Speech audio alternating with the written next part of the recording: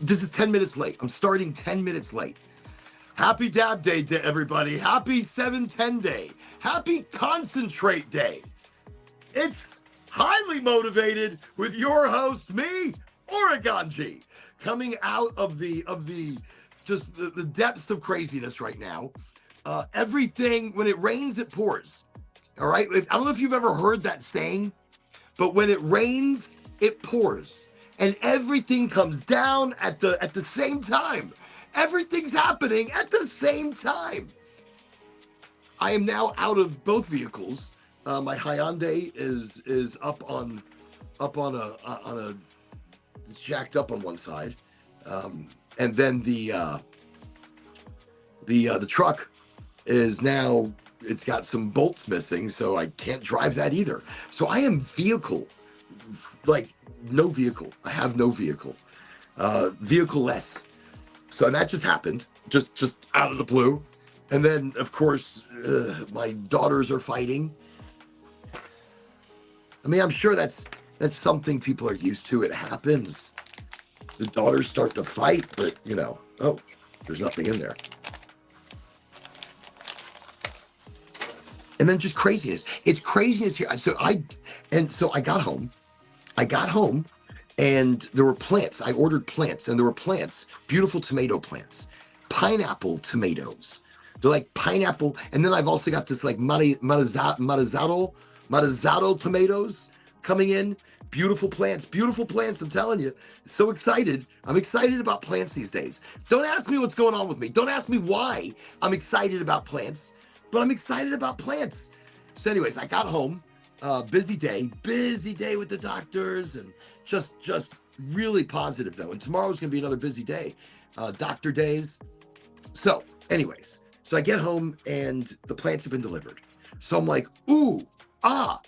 So instead of preparing or doing anything else or this and that, I get out in the garden immediately and I dig a space for the new tomato plants with my hands. I just jumped right into the planter boxes, and I'm tearing it away. And I get the new tomatoes plants out of their container. I split apart the roots a little bit. I talk to them and tell them how nice of a place they're coming into. I learned how to do tomatoes differently so that they grow so freaking big. Like, they're enormous, I'm telling you. What you do, when you get the tomato plant, you're gonna wanna clip off the little buds of leaflings going down the stem. Just kind of clip, so that you have a clean stem coming up to the plant.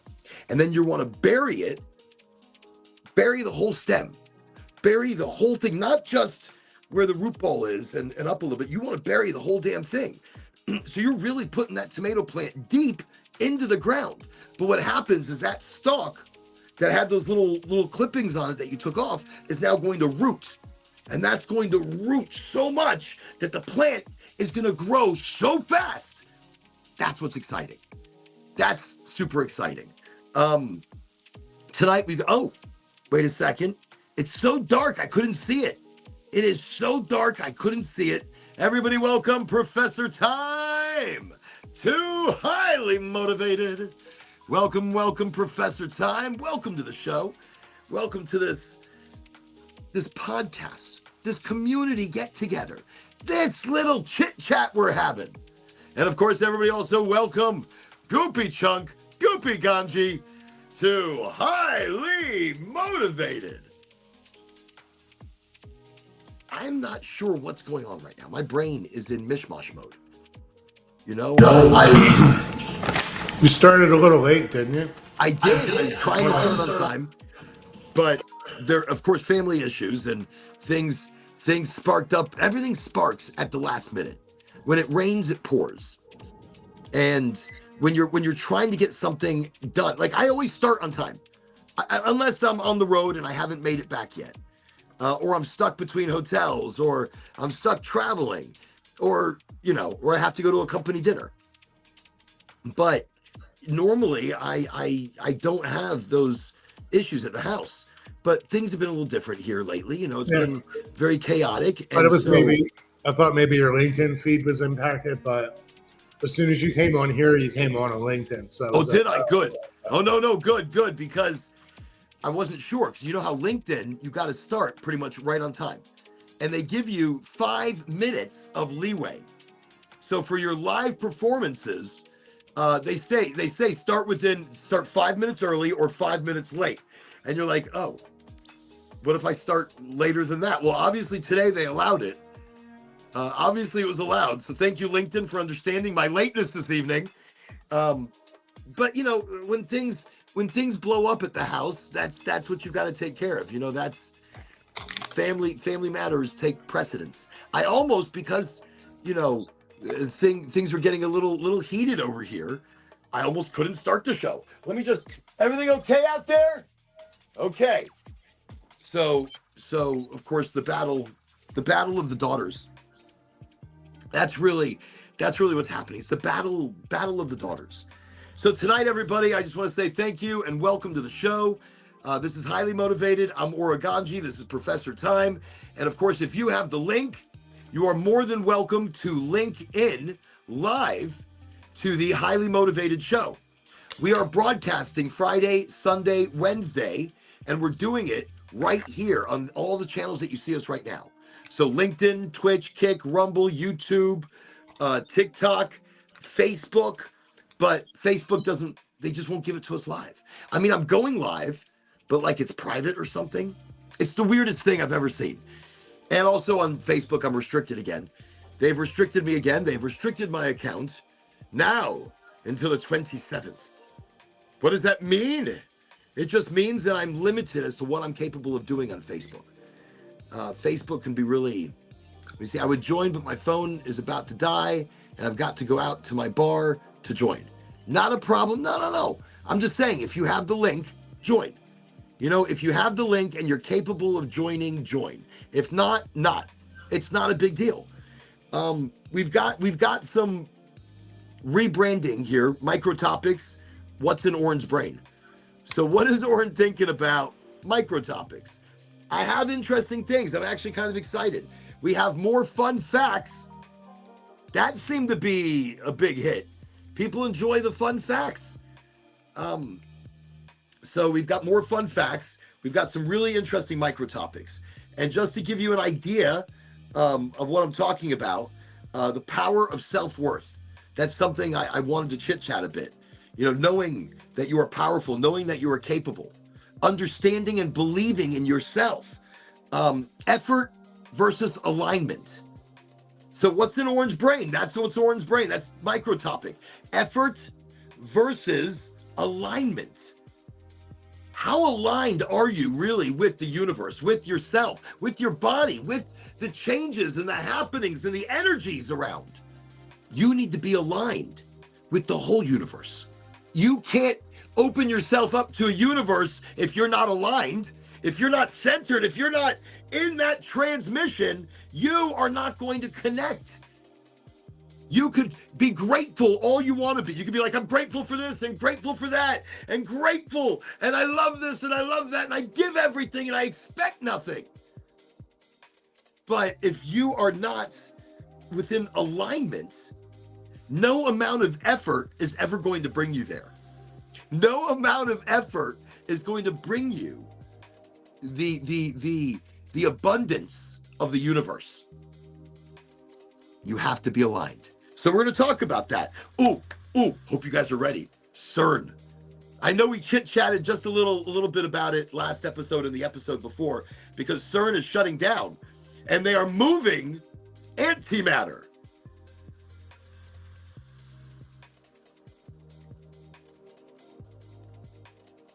Oh, it is the coldest, the most delicious. So again, these are some of our micro topics.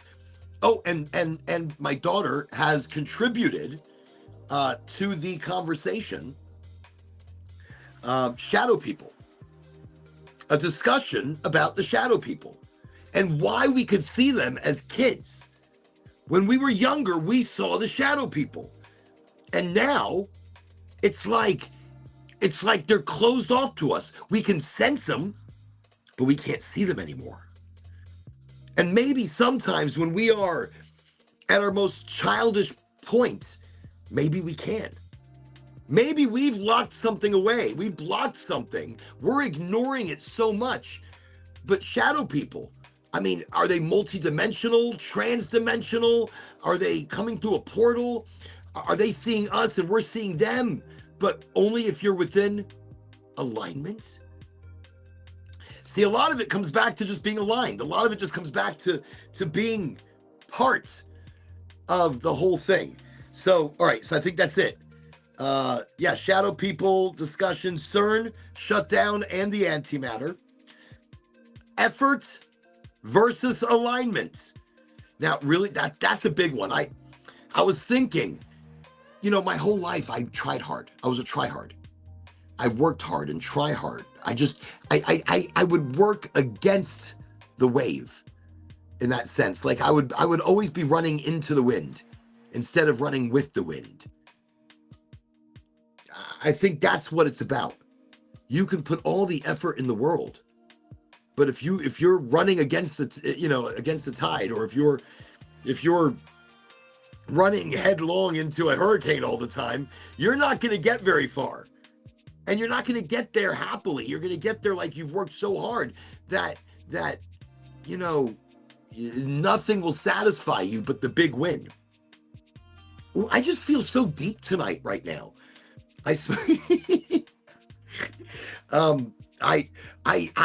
got home. I smoked a joint. Hadn't smoked all day. It was such a crazy day that I had. Crazy sauce day. And so I got home, smoked a joint, and everything. Look, the plants, I planted the plants as soon as I got home, these beautiful pineapple tomatoes. And I was talking about at the beginning of the show, I started the show, my brain is like all over the place right now because of the argument and the fight and the this and the that, and then the mechanic. So I got the mechanic over, right? He's working on draining my transmission in the truck. And so he goes back to put the bolt back right now, and it doesn't go back. The bolt doesn't go back. So he calmly comes to tell me while he's got transmission shit all over him, and he's looking at me going, I can't get it back in. I'm like, okay. So let's take a deep breath. What the fuck do we do? He's like, I have an idea. I'm like, you have an idea? Okay. I'm all ears. Tell me about your idea. So he explains it to me, and he's going to bypass this thing and do this and do that. So I'm like, well, how about just another bolt? Can you just put a fucking bolt in it? He goes, no, because it's stripped. I'm like, of course it's stripped. Of course. Mr. Ed's a horse, of course. It's stripped. So I can't drive. He goes, no. I'm like, no, I can't drive.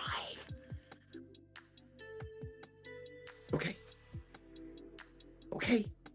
So what do we do? He goes, well, I could go right now. I'm like, go right now. But the dealership is closed. I'm like, okay, we have to go to a dealership. I've got to spend more money now. Fine. Let's just fix it. I don't care what it's going to cost. I do care. I do fucking care. But I don't. Let's just fucking, let's do it. Let's do it. Then we'll have to drill that out. Right. That's what I'm saying. I think he's going to have to. So first thing in the morning, he's going to get an L-shaped bypasser of a bypass of a thing of a thingamabobby jig. And that being said, he's going to fix it in the morning, and I'm very confident. And look, anything needs to be done, because like every time I hit the brake really hard, the car stops and then it jumps. And I'm like, holy shit. That means your transmission's going. That means shit's slipping. And this is the second time I've had something done. So maybe the first time I had something done, it just didn't go back on right. It's been leaking. Because he said not that much was in there. I'm like, that's also not good. And I love my truck. Anyway, so that all of this is happening right before the show starts. All of this was happening. My daughters were in an argument over, always the silliest things. The silliest things. I think we need to give each other more of a chance. And that's brothers and sisters, sisters and sisters, siblings, and people. We all need to give each other a fucking chance. Stop being so hard on everybody. Stop expecting so much. Stop being just stop being, I don't know, just stop being so expecting of others. Because the more you expect, the less you're going to receive. That's just what I'm telling you. So if you expect nothing and you get anything, then you've received everything. It's all gravy then, right? Yeah. Right. That's what I'm saying. It's all gravy at that point. Wait, Goopy is saying, let me see. They're quite comfy. I have to say the sunglasses you sent me are amazing. I know they're like thin, they're simple sunglasses, but they do the trick like there's something. It's the cheap ones you don't lose. The expensive ones, I have a beautiful pair of Ray-Ban. I broke them. Oh, I'm so angry. I had these gorgeous, very elegant Ray-Bans, and I broke them. I sat on them, and I've never forgiven my ass. My ass. It was my ass that did it, and I've never forgiven it. Never for destruction. I love those Ray-Bans, but they weren't me. I mean, they were me, but they weren't me. It was like a different me. It was like a macher, like a guy that wears like a bunch of gold jewelry, and that's not me anymore. I like to wear the crystal. I like to wear a crystal. That's it. Other than that, and my wedding ring. The wedding ring and the crystal. Other than that, there's nothing else I really like to put on his body. But I also sent him some sandals. So Goopy Chunk is talking about the box that I sent him. I sent him not a box, a package with a t-shirt, a one of one on those t-shirts, a hat, glasses, and shoes, or flippy flops. So he's saying the flippy flops are quite comfy, and they're made 100% out of hemp, totally out of hemp. No, listen, Goopy, I said I was going to send it. I actually feel bad that it took me so long to send it. You know, when I say I'm going to send something, I usually send it. I get on top of it. But you're in Ireland, so I didn't rush. Yeah, you sent me something. Thank you. I got a I sent Christopher got something for me like last year or something, yeah. right? I have a gold flower backpack. I haven't done anything with it yet, but I love that backpack. I got it right on my thing in my room in here. I'm looking at it. I'm going to use it or something. Let me tell you, there's not a lot of backpacks out there like that. It's a cute little backpack. It's a lot of fun. Yeah. I've got one somewhere as well. And so I sent him a gold flower backpack with some goodies inside. And, yeah, I got the goodies. I haven't used the guarana wraps yet. The guarana wraps. So the wraps I sent him were caffeine blunt wraps. I still have those somewhere. Caffeine blunt wraps. I'm telling you, I loved it. I don't know. I didn't think I would love it like that. Like I'm going to smoking these blunt wraps that are caffeine infused. I was delighted. I was super delighted by it. Goopy, you don't have to send me shit. They're probably still fresh. I have, you know what?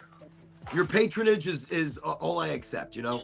You being a member of the show, that's what it's all about. If somebody's going to send me something one day, then I'm not going to send them money. No. Wait, 1 sec. Yes. Okay, I'll be right. Everybody, all right, 1 second, everybody. 1 second. What do you mean? Is it gone?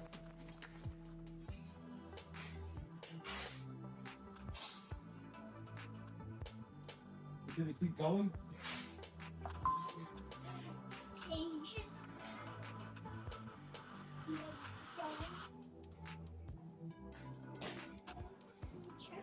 Okay. All right. Thank you. Okay. I'm back as well. Yeah, I just got back to it. Yeah, you know those guarana wraps. Like, I just got back too. I don't know where the fuck they are. So those guarana wraps, I actually flavor-wise, I quite enjoyed those. Let me just do a double checking here. I have to. Let me see. Okay. So I'm calling my daughter. So my other daughter said she saw lights on the grounds. We have a couple of acres out here, and if there's somebody out here and they're not supposed to be, you know, the whole family, we all start keeping eyes on things. If she answers the phone. You gave me some tubes. I have some tubes you gave me. Oh, the exclusive tubes. Those are great. Those came from Major Ganji, Major Nugs, exclusive smoke. Thanks, Major Nugs. And I have the raw guarana wraps. And they're still, you see, look, I still got them. Let me see. Okay, I see it. They're still sealed. I haven't had them yet. I had them. Chaya, can you hear me? Yes. All right. I'm on the show, by the way, just so you know. Listen, Zav said she saw some lights running through. I don't know if you just want to peek out there, make sure everybody's okay. I do appreciate all your help and everything you are doing. I'm not going to get into details right now. People, I'm not getting into details. The most authentic part of my life, I try not to leave anybody out from anything, just not details. And so I try not to put details in, I try not to give too much information about anything, just that I deal with the same things that you deal with. I have the same chaos in my life that you might have in yours.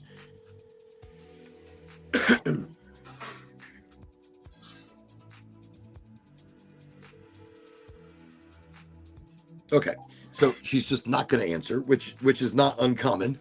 I'm like, it's not uncommon. So I guess I wanted to start tonight's show with something a little bit more powerful, something a little bit more.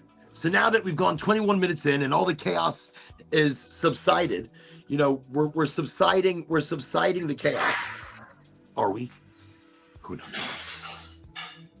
That's what I was going to do. I was going to read out this beautiful invocation of sorts and also roll a joint.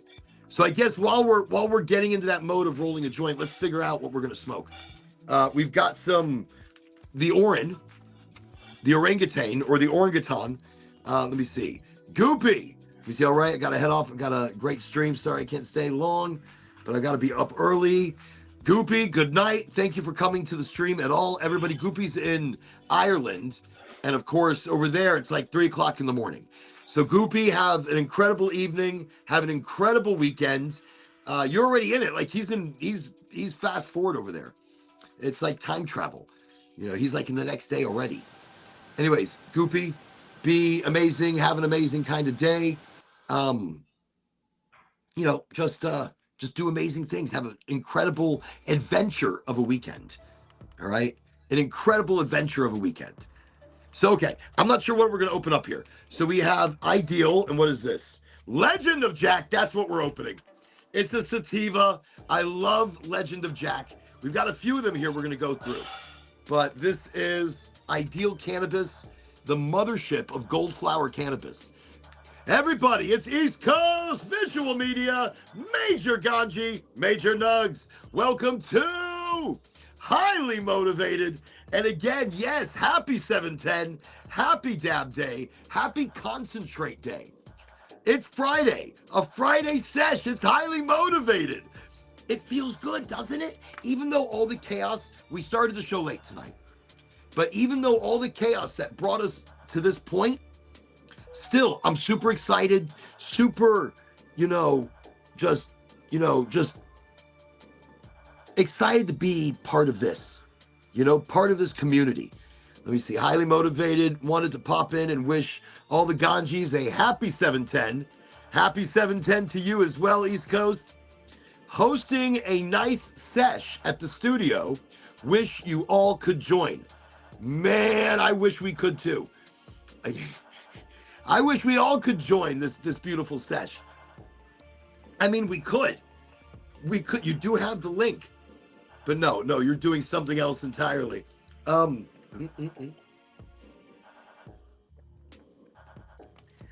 what a beautiful thing. What a beautiful thing. And, cannabis users are going to find every excuse to have a holiday. Every excuse to get together. So 420, which is something that started by people called the Waldos looking for a fabled grow field, and then it was picked up by the Grateful Dead, and then celebrated by them, and they created the celebration of 420. And then 710, I don't know shit about 710. I don't know who started 710. Somebody was like, 420 is not enough. 420 is not enough. And somebody's like, dude, we can do it on 710. Backwards, it's oil. I don't think I would have ever thought of that. I would have never looked at the dates, 710, and thought oil. I just would have thought 8008 spelled boob. And then 8008 132.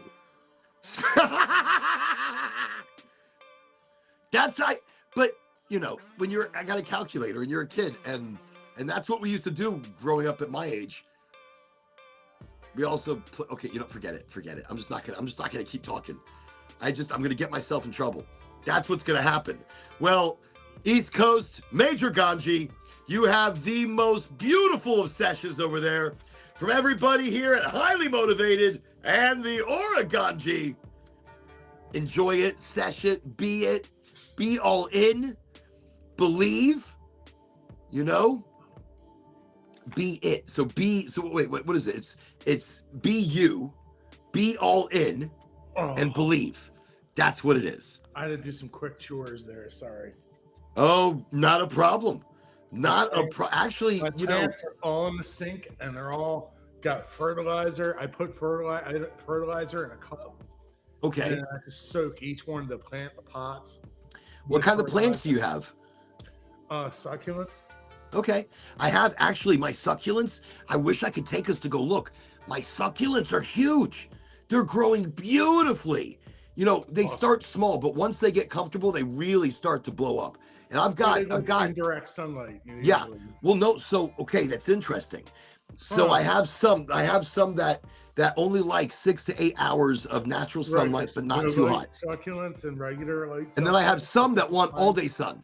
I have some that are sitting there like, look, all day sun, and they are growing beautifully.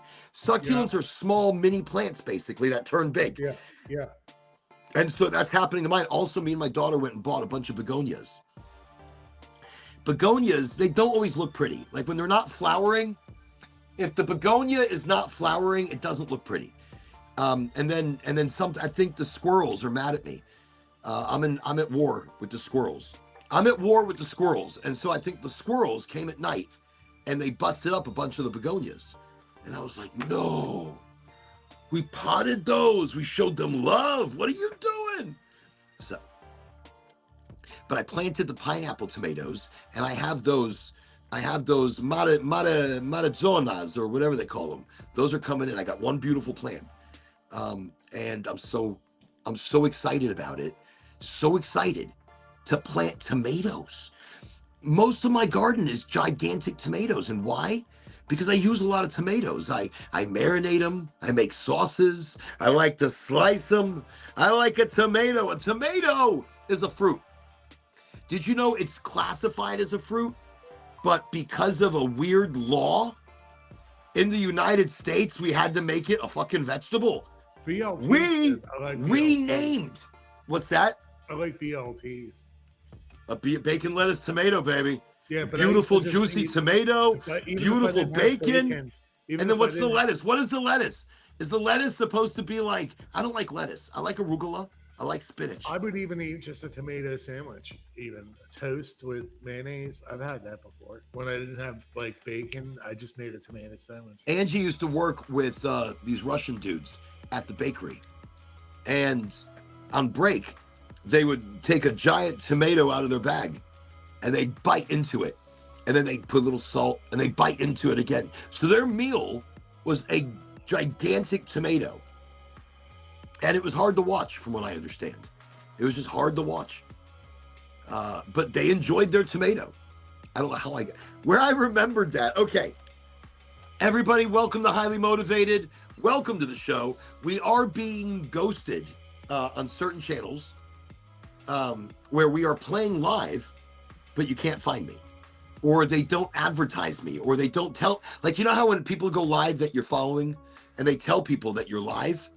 Yeah. LinkedIn doesn't say shit. Facebook doesn't say shit. I didn't see anything on LinkedIn. See? For your notification. Well, so LinkedIn is yeah, you could play your shit. Yeah, you can go live, but no one's gonna fucking see it. Right. Yeah. And so they're like, yeah, you want to go live? Yeah, we want you to go live. To yourself. Oh, these are your succulents. Yeah. I love that. And he's got a little LED above it. Yeah. A sort of multi-spectrum, not really multi-spectrum. You need a lot more of the purples and blues. It's got red. It's got all the spectrum you need for like growing. For the succulents. Yeah. Yeah. No, I think that's great. I think that's super awesome right there. So I got the jade in the middle and then a big flowery one in the back. And then two of those like zebra cactus type things. And then in the Chinese takeout container on the bottom right is a couple succulents from my um they gave at the staff retreat every 6 months, which was in Wilmington, Delaware. Okay. They gave it like this wood plank with like 5 or 6 succulents on it, so I transplanted them into a take-outy? Yeah, into a take-outy container. Yeah, really that's great. On the green one on the left there, you see, but it was with the other ones, so I put the other ones in the takeout so I can get another pot. I only had one extra pot. Look, I never thought I would enjoy plants as much as I do, but I do. Look, I planted the one tomato that's in there now. Actually, Ange planted that one, and she taught me the trick where you clip the buds and you put it real deep. And that one is sitting right now. I had to restabilize it, because it's gotten so tall so fast. I know as soon as it produces fruit, it's going to be all over the place. See, this big guy's got. It's got to be like 7 feet. It's incredible. He's got his own pot. I don't want to put it over that. But this guy's, look how big this pot is. It's huge. Because this guy here, it keeps on growing. And it's going to, as long as you give it more space, it's going to be expand to its space. Succulents will surprise you. People think you buy them and they stay small. No, they're easy to grow. They're easy to transplant. They're great companion growers. So I've got succulents growing alongside spider plants, and spider plants growing alongside Chinese lantern and fig plants. So and I've got the wandering, they call it the wandering Jew or whatever it is. So there's so many different plants. There's figs, and so there's fruit plants. There's plants that fruit. There's plants that flower. There's some that smell beautiful late at night, and those are going to be your nightshades. Nightshades smell gorgeous at night, and I have 2. We have the Torah and the trumpet. Actually, I think I have 3. We might have a third type of nightshade. And again, nightshades are like that because they're poisonous. You make a tea from the trumpet, and you'll get very, very high. You make too strong of a tea, and you get so high you die. Same thing with the other one. the hanging, whatever. But the 2 that I know about on the property we have, and we propagate it. They're beautiful plants with beautiful flowers that smell. My only description is like a siren calling out to you in the evening, as the sun bathes you with its last rays of light. That would be the smell. It's beautiful. It's unimaginable. It beckons you. And then the jasmine is also blooming. And so then you got the jasmine bringing you in as well. The jasmine is just incredible. It grew like. Oh, I've got a very similar one. It grew this tall, and they call it getting leggy because they never pruned it. Instead, it slumped over. So you have to chop it, and wherever you chop it, when the flowers start to die, you got to pinch them off so that it starts to produce new flowers. Okay, Legend of Jack, Gold Flower Cannabis, a medical cannabis provider in the state of Florida. Legend of Jack is a sativa. I love sativas. You're thinking to yourself, do you really need a sativa? Yes. I love to make tea. I make a tea with a sativa. I eat raw cannabis with a sativa. Actually, the only cannabis that I eat raw now is the stuff that I use to make kimchi. So I do a canna kimchi, cannabis kimchi. And the cannabis ferments with the cabbage in the kimchi, as well as all the other ingredients you put into it. And after 2 weeks, it is decarboxylated without heat. It is decarboxylated with fermentation. And now it will give you such an entourage that if you eat too much, you're in La La Land for like 3 days.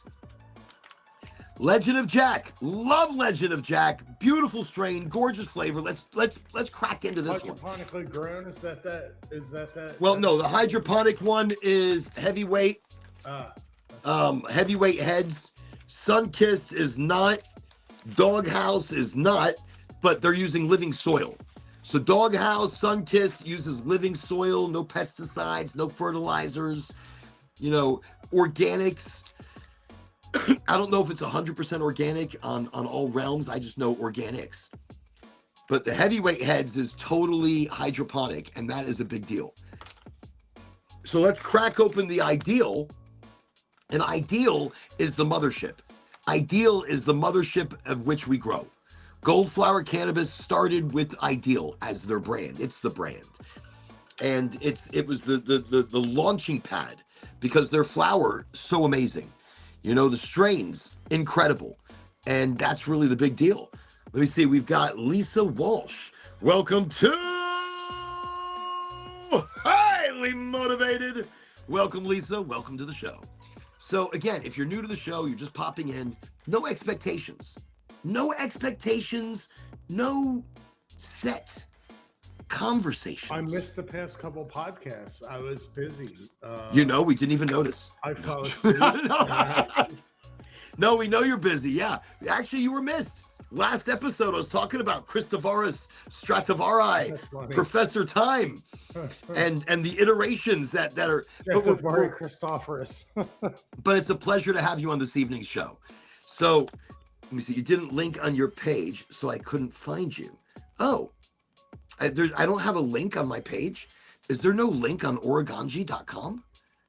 I'm going to check to see if LinkedIn did put a notification in. Did it? LinkedIn, look, I'm getting weird things. I do have to put a link. Yeah, they put a notification on, but it wasn't until you actually went live that they sent the notice out. Wait, yeah. What's going on? East Coast just said we have a custom art joint sparked up from Stay Green. Stay Green is a professional cannabis roller. Stay Green rolls joints like magic. So Facebook is not letting me go live at the moment. Facebook and Instagram right now are battling me. So we're live on what are we live on? LinkedIn, Twitch, Kick, Rumble, YouTube. You got us on YouTube, and TikTok. TikTok of all things. TikTok. And then Facebook will rebroadcast it after the live performance. And then Instagram is just ignoring me. Like I'm not even there. Tried going live. I'm like, go live. And it was like, I don't know you. Okay, we're back. I need to smoke more. Just to get in the role with everybody. Let me see. Is right. But I'm glad you found us on the Facebookie. All right, Legend of Jack, Ideal Cannabis. Let's open it up. Let's smell. Let's talk. Let's roll. Let's smoke. Freshy fresh. Okay. I'm excited.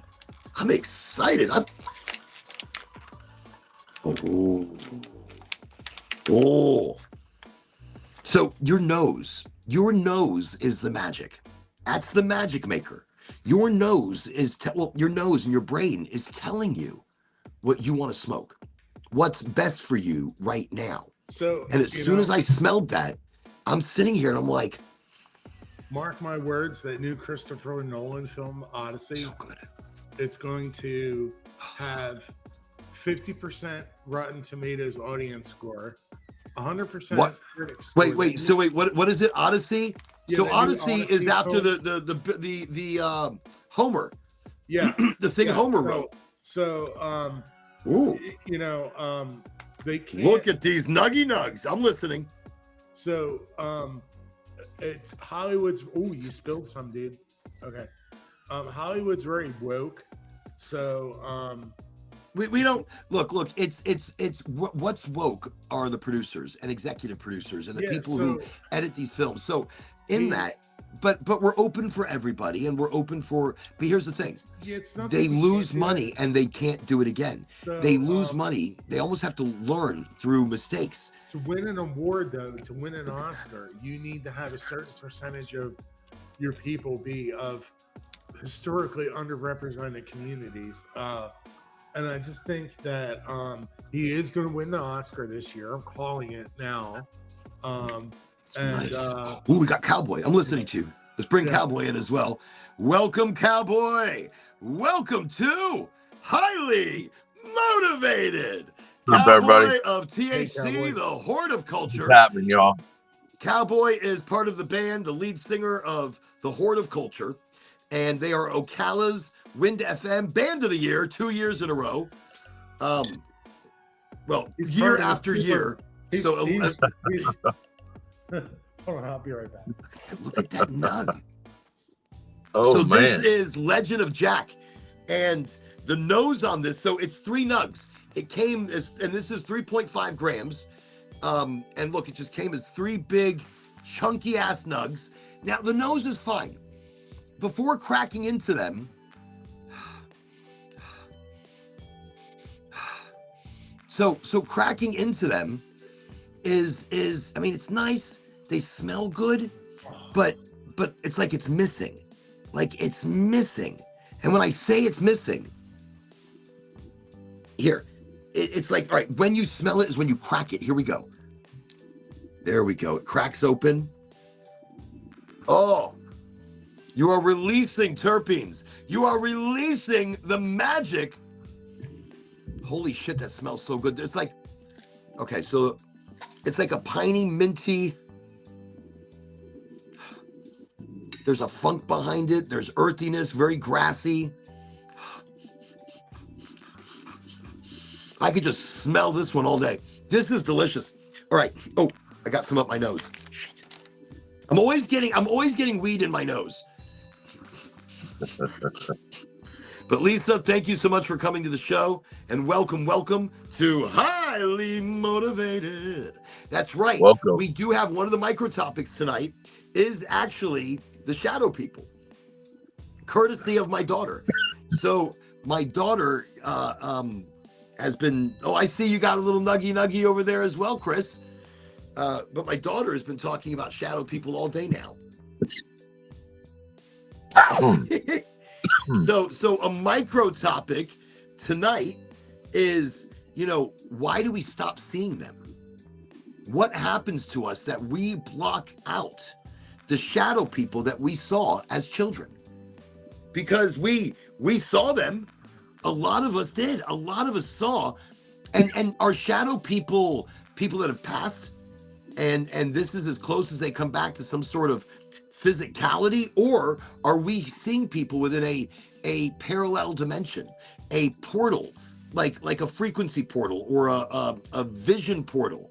Like, say, sometimes the dark catches a certain ray of light, and that opens up just enough of a portal that we can see through dimensions, or we can see through the, through the layers of light. And through the layers of light is where other dimensions may exist, where other energies might exist. You see what I'm saying? So in that's shadow people. I mean, we don't know what they are. Are they real? Or is it something where your brain is telling you they're real? As a kid, I fully believed in the shadow people that I saw, in the figures that I would see run across a hallway. And the purple in there. Ooh, look at that. I say, you see the little sugar leaves you got on yours right there? Look at that. So that's some sugar leaves you got in that little itsy bitsy nug. And that's good. I'm not against sugar leaves. If they're small, great. You don't want to leave big ones. But little itsy bitsy sugar leaves are there to protect your bud from losing all the trichomes. So when it's, when it bounces around in these containers. It's called Agrikind. It's by a New Jersey dispensary. Okay. Well, I'm about to try the Legend of Jack, and I guess we're gonna roll this one up. I just feel like rolling one. I've been using the venti a lot. I really like the venti, but I'm just gonna roll one, and I use a dollar bill, and this is the thickness that you want your dollar bill. I make a little boat, I fill it, and space out my weed, spacing it out, people. A primitive, it's a primitive, less evolved way of rolling your cannabis. Hey, look at him. He goes, it's a primitive, less evolved way to roll your cannabis. I learned this from some hippie homeless I people people when I was in Canada. Remember the When I was machines, roaming too? the streets of I know Canada. you remember the machine. Yep, the old dollar bill, man. Look, that's how you do it. And look, I get a nice. You see that? I get a nice solid, a nice solid roll. I take my paper, I could do it in my sticky hand, side too. up, facing me. I I put it to the back of the bill, as you can see. right. And then like you use a table, like I use my two thumbs like this, and I just go up. It's And I like go a up. taco. You roll it like a taco. No, what are you talking about? Bloody taco. No, I and then I just roll it. I wait for it to catch, and it catches nice and tight. I pull back the dollar bill, and I lick the sticky part gingerly. You don't want to overwet it. You overwet it, it's not going to stick. And then I roll.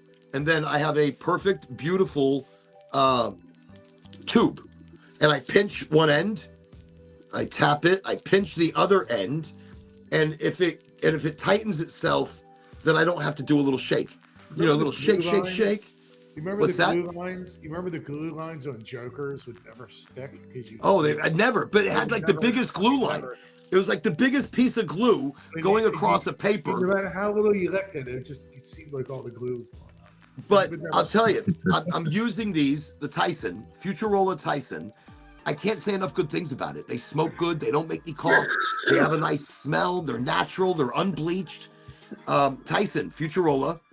And I've been smoking out of these. 1.5, pretty much standard race paper.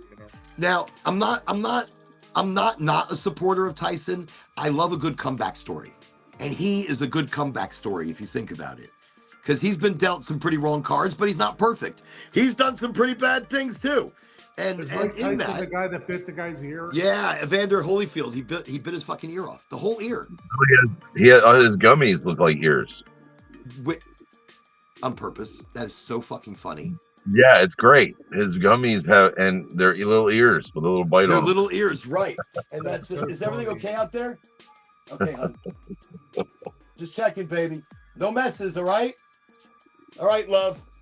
Okay. So let's go ahead and Sparky, the legend of Jack. By the way, I don't know if you noticed, the one thing I have not complained about this evening is the heat. Look, we're 47 minutes in, and I have not said one thing about the heat. I don't have a fan, but I fixed the AC. I put a new unit in. The life support. It's life support. It's life support. We are in Florida. Today was so hot. Central air here, and it's beautiful. And you know what? Yeah, you enjoy that because you can have the fan go on and off. Tomorrow it's supposed to be 101, and the heat index is supposed to be 111 in the shade. Holy shit! Holy shit! 111 in the shade. Yeah, in the forest because of all the right, it traps the heat. Yeah. So. That. Wow. Oh yeah. Wow. I am just wow. 111 in the shade. Yeah. Wow. Crazy. Very crazy, people.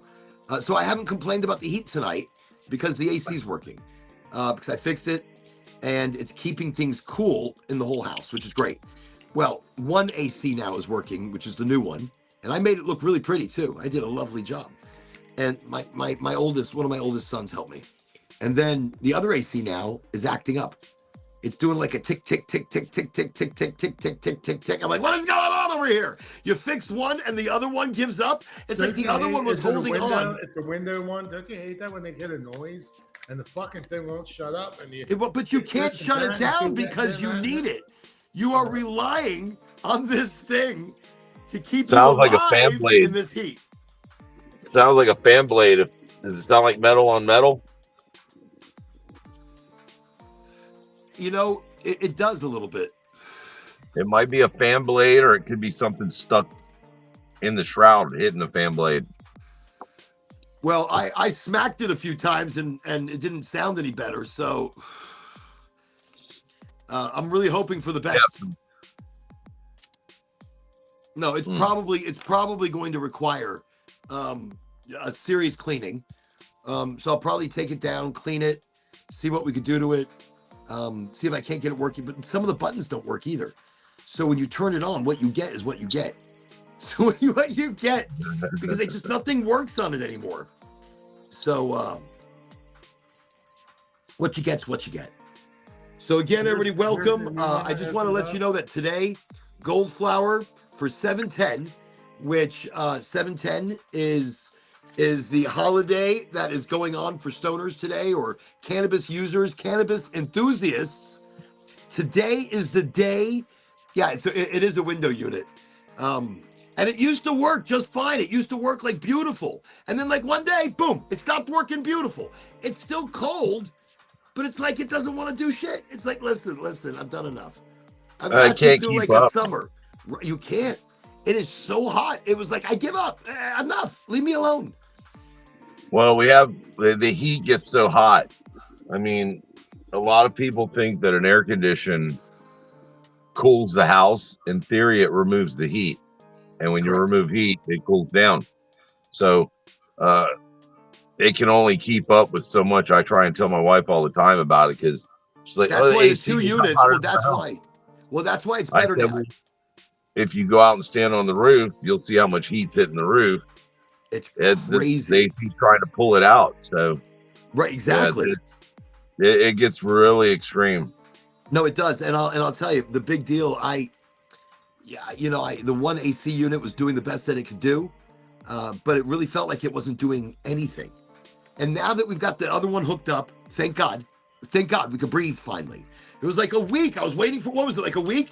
Almost 2 weeks? I was waiting for this stupid AC to come in. I was dying. But this new AC is amazing. It's a window unit, and it's smaller than the 5,000, whatever they call it, the 5,000 BTU. Yeah, is what we had. So now this one is the 12,000, but it's smaller.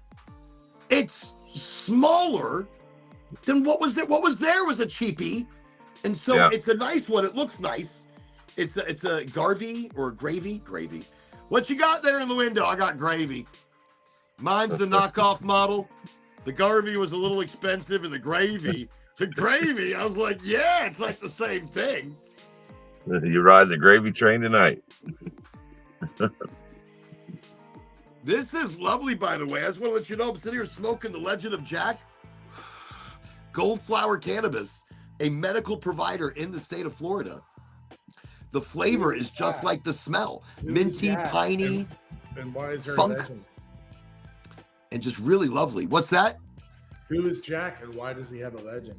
Jack Herrera. Who's that? Jack Herrera, the greatest of strains, the greatest of growers that cultivated some of the most amazing landrace strains. And stuff that grows naturally. I don't know. A hybridization master, a pheno hunting king. But they didn't even call it pheno hunting back then, right? But they didn't even really call it pheno hunting back then. I mean, it was.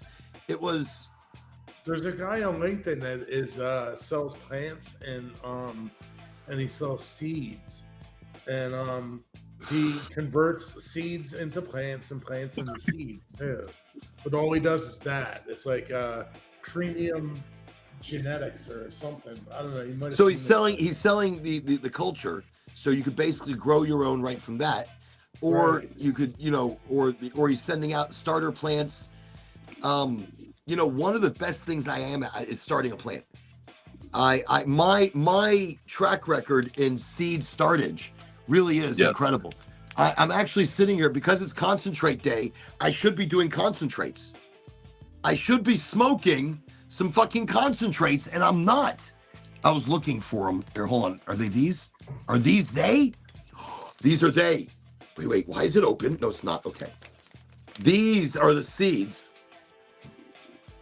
from Durban Poison, Blue Dream, Pineapple Express, Short Rider. Pineapple Express. I've got seeds right here, and I think there's a Thai strain, a sativa Thai.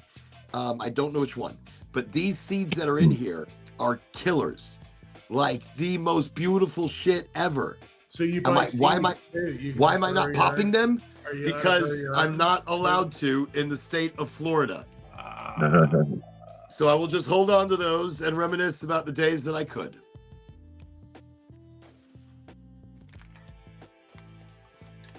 Hell, I found one of the best ways to germinate was back in the day is I'd take Bounty paper towels, Yeah, the towel method. fold them up and get them wet because they have the rose in it. And then you just put your seeds in the rose, lay it back over, wet it a little bit, and set it in the window. And just keep it damp. About 2 days. And just keep it damp. And I would 2 put it days in a later, it plastic sprouts bag. into beautifulness. I would put it Yep, in a and plastic then you bag. just That's drop it right in. And just transfer it over You gently. don't put it in a plastic Yep. bag at all? No, just the paper on its own. Keep it damp, and boom, there you go. I'd Yeah. put it in a bowl. Like I'd put the paper thing and I'd put it in a bowl because the bowl would keep the dampness of the water. Like I'd make it super shallow. This is nice. All right, while I'm smoking this, let me get out my Puffco proxy because it is dab day. It is dab day, and I've got some crazy good shit to dab. Hold on. All right, here we go. I'm running low on concentrates myself. It's going to be a very flower week for me.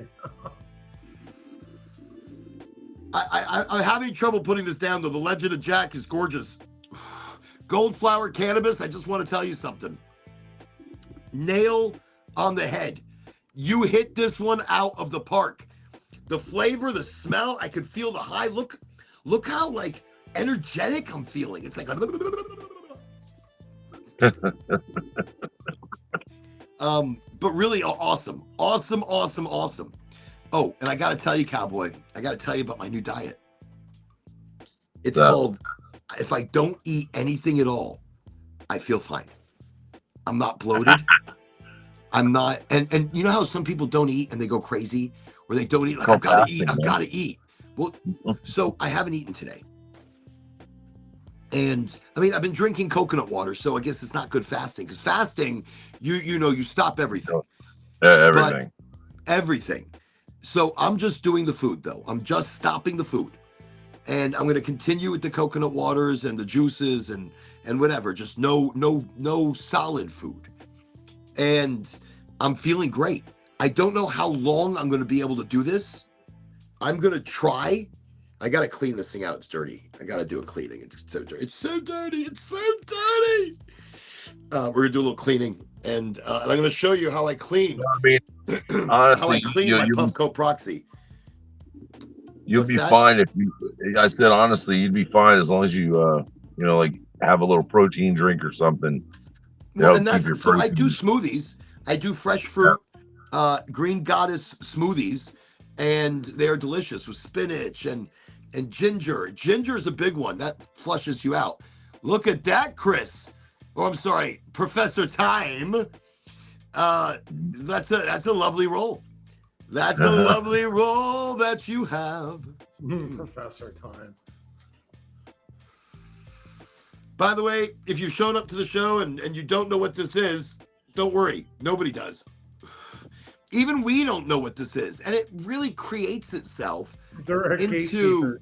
I'm not allowed to have just a TV whatever. show. Just whatever. Right? You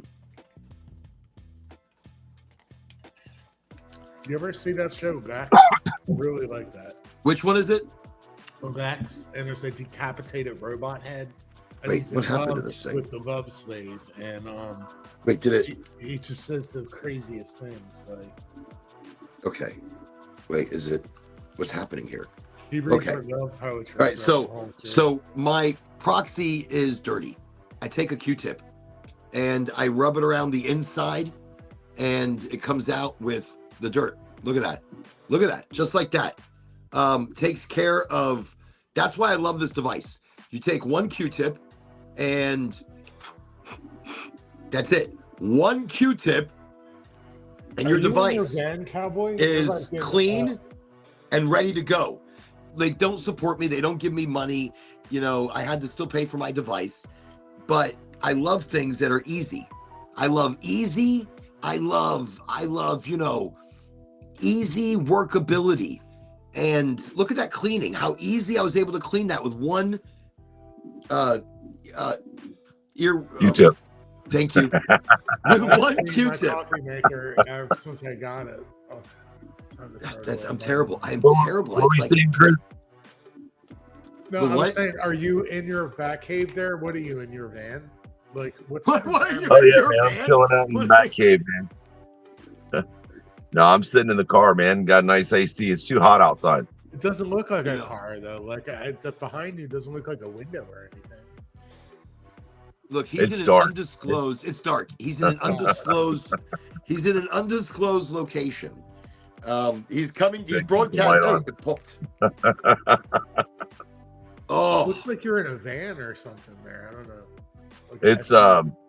it's an SUV, Okay. big SUV. Like you're in the lounge chair part of it or something, you know? Oh, it's got captain's chairs throughout the whole thing. and by the way, Oh, people, it doesn't nice. matter Okay, where that's you That's come to nice. us from. Your car, your office, your house, your bathroom. Not your bathroom. I mean, Good. preferably not your bathroom. I know Andy. Whenever Andy comes to the show, he's always in the bathroom, and I don't understand that. It's like the only times he listens to me is from the bathroom. So this is how much I'm putting on there. That's not a lot. That's not a lot. That's a small dab will do you. But we're gonna start the show off with a little dab. You know something? No. Let me. Oh shit. I'm gonna lose that. No, I salvaged it. But I don't think I was able to salvage all of that. So let me just. There we go. Oh, So I have loaded the bowl with a little dabble do ya of this amazing. I don't even know which one this is. It might be one of my favorites because I pulled it out from Royal Hunter Biden- Cheesy Cosmo. Hunter My Biden favorite. would look under the dirty refrigerator for chunks of grated cheese that might be crack. You remember that? That's probably the worst case I've ever heard of someone like losing some drugs and trying to get them. Well, I mean, when people are fiending, I know when I run out of weed, I would check the couch. I would filter the dropped weed from the couch cushions, from the areas that it's dropped into the sluice. It's like a gold sluice. It's like a cannabis sluice. I have smoked some very questionable shit that may have not been weed. I knew crack addicts, dude. They were bad. They come, oh man, I need that. So you'll see what I've loaded in there. Man. Just come Super on, man. simple, Take me super to the easy. thing. Check that out. Take me to And the that right thing. there is rosin batter, concentrate. Because today is 7/10. Today is the actual dab day. We call it dab day. Dab day is not reserved to the people who do. There's like an event. There's an event going on today, tomorrow.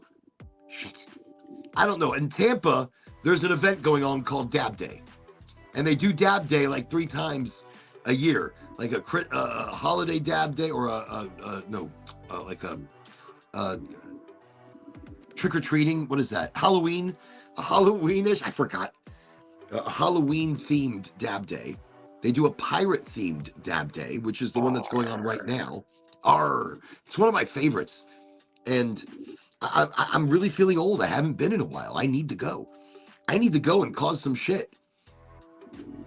That's why I need to go. I need to go just to cause problems. Women like pirates, vampires, and Women do like pirates billionaires. and vampires and billionaires. Yeah. Women like billionaires. Billionaires that are vampires. Or billionaires that are pirates. That's what If we're you're a like. pirate, vampire, billionaire, that's a trifecta that cannot be. You're a pirate, vampire, billionaire. You are gonna hit the jackpot. Absolutely, Christopher. Okay, so cheers to everybody. Let me just get it ready. Boom, boom. All right, so as soon as it buzzes again, that means it's ready. I've loaded it with some Royal Cheesy Cosmo, probably one of my favorites. On point with the terps. What a great smoke. This is for Dab Day, everybody. I'm doing a dab. I should have started the show. I should have started the show with a dab. I don't know why I didn't, but I should have, and If whatever. I get pushed out of my career by the AI, I'll have to. Oh, here we go. Start, It's ready. I'll start Little dabble do you. feeling kind of. Little dabble do you, everybody. Little dabble do you.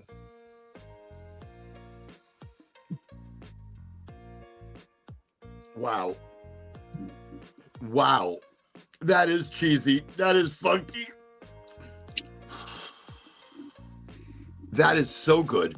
And look, you could sip it.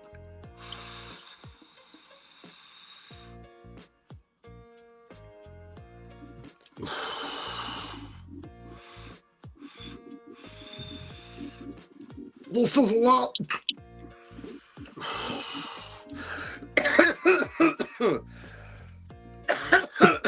Wow. That'll really clear you out.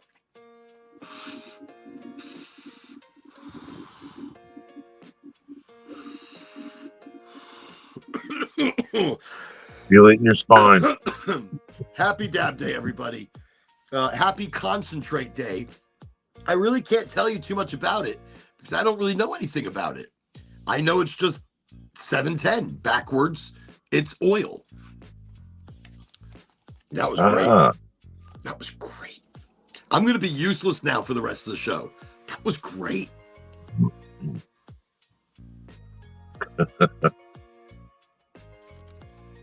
Some, you know, the older we get,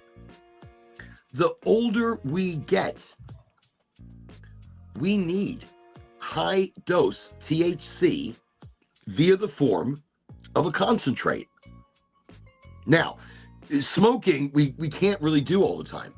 And doing it a dab at the lowest temperature is still going to make you cough.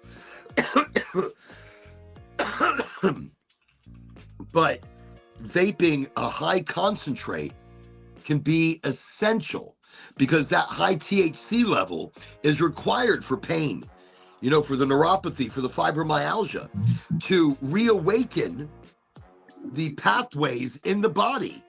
We need that high THC the older we get. And getting it like a concentrate, getting it like a Puffco Proxy, getting it in something like this, super easy to use, super easy to clean. I think this is a conversation we need to have with the aging population. Be like, listen, you don't have to smoke joints anymore. We're going to start doing dabs, people. We're going to fuck up the old people. But not dabs, not high heat. Not high heat. Low heat. Let's enjoy the flavor. Let's sip it. Let's not... I mean, if the older generation can handle it, because I can't. Everything okay out there? All right. Okay. Playing double duty. Playing some daddy duty at the same time. So the show almost didn't happen. We were this close. The chaos was building like I can't even tell you how much it was building. It was building a lot. You know, the family drama. I have no car right now. I have no car. I'm sorry to hear that. I got nothing. Both my cars are up on blocks in front of the house, not on blocks. One's jacked up and the other has a transmission pan bolt now missing. It's okay because everything gets fixed. Everything will be done. I'm just saying I'm not used to being in that kind of a position where I'm now vulnerable. You know, because I don't have a vehicle. Right. God forbid something happens. Right. And so and so I'm not used to. I mean, I think I could still use the truck. I mean, God forbid. I guess I got to be careful. I've just got to be careful. I've just got to be careful. I don't know because there's nothing feeding transmission fluid now into the crankcase or whatever the transmission is. So I can't go anywhere. I'm stuck. So I need to rent a car. I don't think I can get an Uber out here in like an emergency. See, these are the things I think about. My brain, you know, without transportation, I am now dependent upon the services and our quite broken system. So I am extra cautious, extra helicoptery right now. You sure everything's great? Oh, you're opening seaweed? Remember, don't eat too much of that, okay? You know what happens, right? It makes you poop green. Like really green. Like your poop becomes like a bright neon green, remember? Yeah. I mean, it's not bad, but that means your system is getting too much of that. So go easy. Everything is great in moderation. Okay. It's true though. Everything is great in moderation. Everything is great in moderation. So what do you saying, need? Do you need just a bolt for or bolt kit for that whole for the transmission? It requires a certain thread, and so what happened while my mechanic friend was trying to get transmission fluid, or do a drain out some and put in some of the stop leak or stop slip. Mm. the thing, it won't thread, and that's on the main unit. That actually happens, because well, so he's going to bypass it. You might, So he's going to block up the hole and cork it basically, and he's getting a bridge device basically that's going to bridge him to another hole that does the same thing. So I'm like, oh, okay. Hopefully I'm like, okay. So whatever's happening right now, it'll be fixed tomorrow, and the truck will be back on the road, and everybody will be happy. I'll be happy. The transmission will be happier, because that's the goal here, to have a happy freaking transmission. The chariot is the most important thing, and everybody loves their car, but the chariot gets you from one place to another, whether it's a horse or a carriage or a car. Absolutely. So, and it's an added stress that, when something's not working. And I love my truck. It's a 2005. If you lived in the city and you didn't need a car, then you could get. That's how you know it's my truck. Like if other white trucks park next to me, mine's pretty beat up. Or not pretty beat up. Like it's got one side might be hanging off, the back might be smushed in a little bit, but I know it's mine. You could pick it out of a crowd like this. My daughter's always like, it's that piece of shit right there. I'm like, thank you, honey. Thank you. Well, you used to have the Isuzu, didn't you? I've had a few. The one I always think of those is the one that reminds me of Road Warrior. That you had Hyundai? Literally a 4-wheel drive kind of car. So I've got actually I've got a Subaru. I've got a jacked up Subaru, which is fantastic. I've got the Hyundai Velociraptor or Velociteer. I have an 05. I had a 4Runner, so I got rid of. I buy and I sell. It's good to have a vehicle as backup. And look at me, I've got nothing as backup. Swamp City. You had it back in Swamp City. That's what I have. I want to say maybe that was a Honda Pilot, maybe a Pilot. I had an Isuzu. I did have an Isuzu. I'm like, I did have an Isuzu. Oh shit. What did I have back then? Dude, it wasn't that long ago. I go through a lot of vehicles. I mean, I burn through them. Vehicles cannot keep up with me. Shit. I don't know. Wait. I had a Jeep. Maybe I had a Jeep. But it was like a off-road, bad to the bone looking type of Jeep. It was a good Jeep. It was a Jeepy Jeep. It was a Jeep. Not a Jeep. Not like a not a Jeep Wrangler, but a Jeep Cherokee. But it was jacked up. It was really clean. It was like super clean. That one I messed up. That one I put like 100,000 miles on in 6 months or a year, or I don't know. I really beat it the hell up. I mean, it looked clean, but the engine was like, I'm done. Do with me what you will. No, I go through a lot of vehicles, and I go through a lot of tires. I go through a lot of brakes, and I've learned Me that too, you man. pay for what you get. Me too. I used to drive a lot, too much. Well, and that's so it's interesting how you lose time. One of the things I said on the last podcast, the top 20 or the 20 interesting things. And towards the end of the night, when Cowboys on, I started going a little faster with them. Like, hey, bump up. I'm not even numbering them, like just one after another.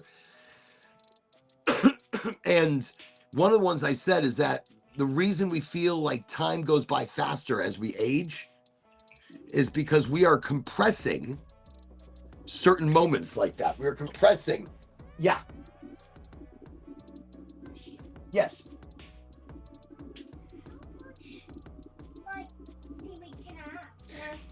How many packages have you had? Oh, you could have like 3. All right. But make sure you have a drink. Make sure you stay hydrated. Okay. Because you don't want that to get caught up in your throat. She's such a healthy child, eating seaweed. She's over here. I mean, it's like she's not eating chocolates or something or sweets. She's like, Dad, I want to eat seaweed. So I like spinach. I like spinach. You like spinach? I like arugula. I like spinach. I actually love spinach, and I love putting butter on it, salt. I love spinach. I love cooking. No. I love cooking spinach down. That is a beautiful thing. But I like my greens. I like my greens, but I like to smoke them. I like asparagus. I love asparagus. No, I'm with you there. I think smoking your greens is the most important thing. Best way to start. I'm gonna finish off what's in this bowl actually, and that's why I love the proxy. Look, I was taking big hits, and there's still something left. There's still something I can smoke in the ceramic bowl. Low temperature. I'm not burning off all the cannabinoids. Hey, did you hear anything from anybody? No, I'm going crazy. I'm telling you, I'm going crazy. It's like everybody wants to put everything off. So now I'm waiting on the glass factory out of Jacksonville.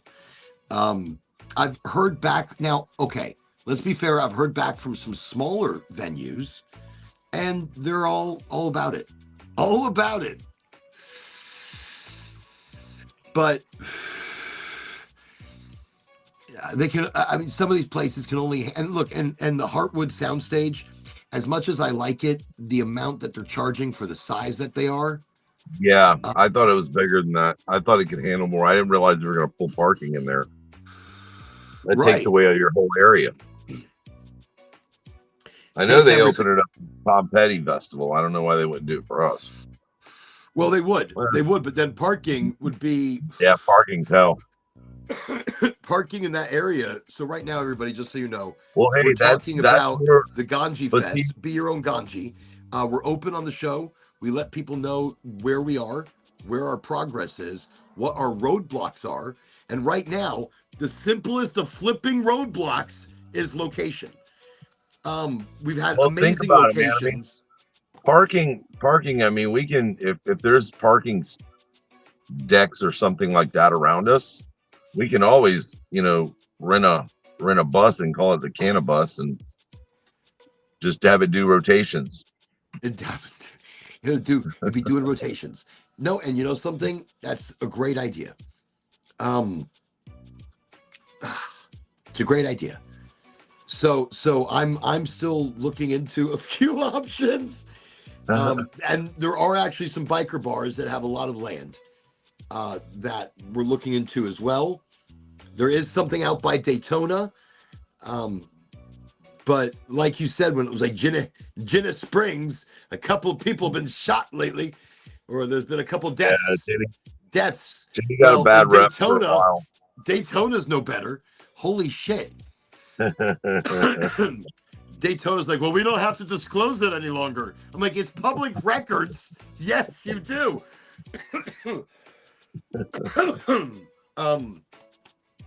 But no, I'm checking out some different locations. This has become such a roadblock to something so simple because everything is shaped around the size of a location. Now, either way, the Cannabis Science Fair is moving forward. I've already been designing booths. I am like so excited about it. That's right. We got to talk about the design booths. And I'm already so into the design and creation of something that gets people's attention, but opens your eyes and teaches you something. Opens your eyes and you like, I can make fuel from cannabis. I can make plastic. I can make car panels and aircraft, holes. I can make things lighter and more and much stronger. We can make boats. We can make housing. We can make clothing.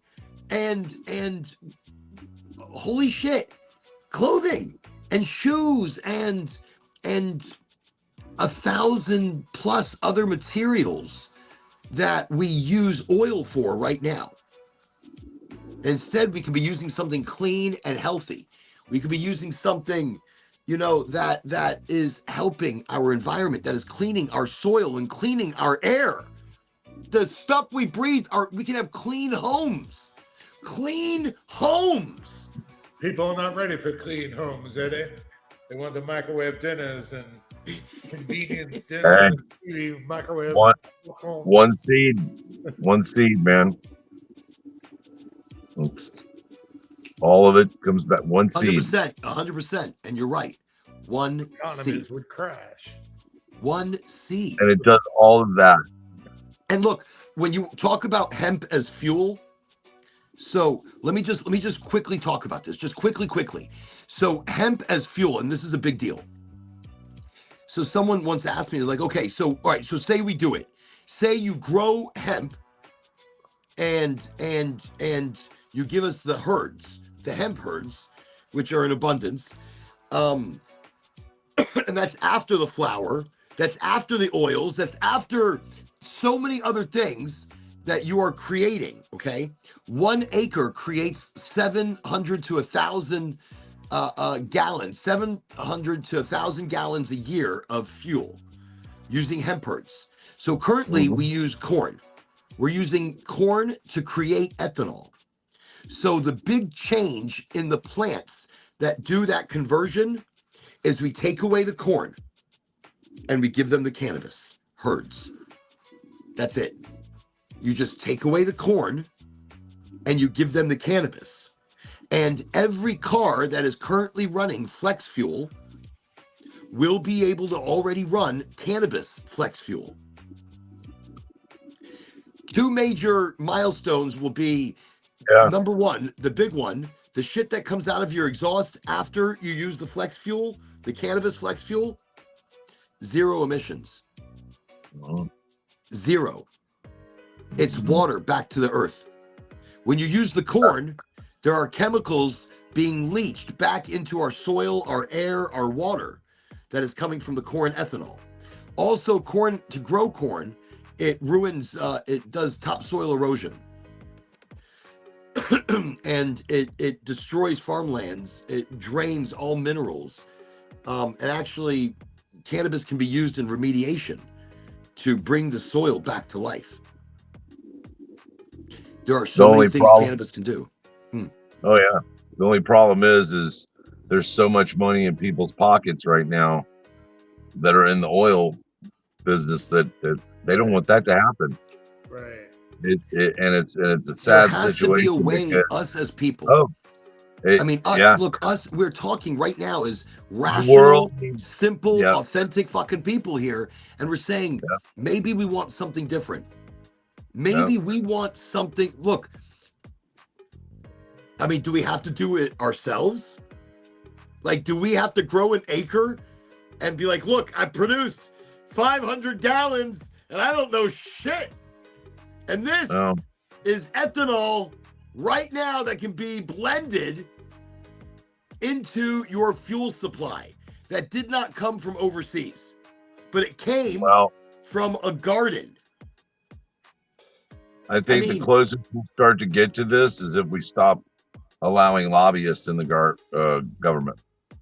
You know, if Why we can't cut we that have out, lobbyists that lobby for common sense? Why can't we have like a millionaire finance like a group of people that are lobbyists? We're allowed to fucking be there. We're there. We're videotaping it for everybody. We are bringing it to the masses. And here we are, Gavin. Welcome to Highly Motivated on a Tab Day 710 Concentrate Day. It's good to have you here. I was thinking about you. I'm like, where the hell is Gavin? So anyways, why can't we have people that are lobbying, not like, look, they're like, don't pass my bill. I don't give a shit. I'm not giving you a bill. I'm telling you to be smart. I'm telling you this is what we need. I'm telling you, look, I'm not going to pay for dinners and shit. We don't roll like that. We roll differently. Let's go smoke a joint. Why can't we have a lobbying group that's for the community, that's for the plant, that's and we have people that go there occasionally, but they're not all the time, and they spend a couple of weeks, and that's their vacation, and we saw it with this last bill that happened, the Cannabis Action Network. They got out there and they were karate chopping, they were talking to people, they were shaking hands, they were kissing, whatever. They were doing the right things, and the right people said they were going to do the right things, and when it came time to vote, those right people didn't even pull the bill up. So they smile in your face and they push you away. We need people in office that give a shit. We need people in office that are sympathetic to humans, sympathetic to people who need medical cannabis, who need good bud. Shit, when I turn 40, I'll run for office.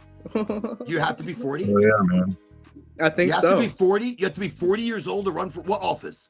What office do I need to run for? What office do I need to fuck You have to be 35 to run for president. Okay, I'm going to run for some sort of an office, and my platform is, listen, I am running to break it.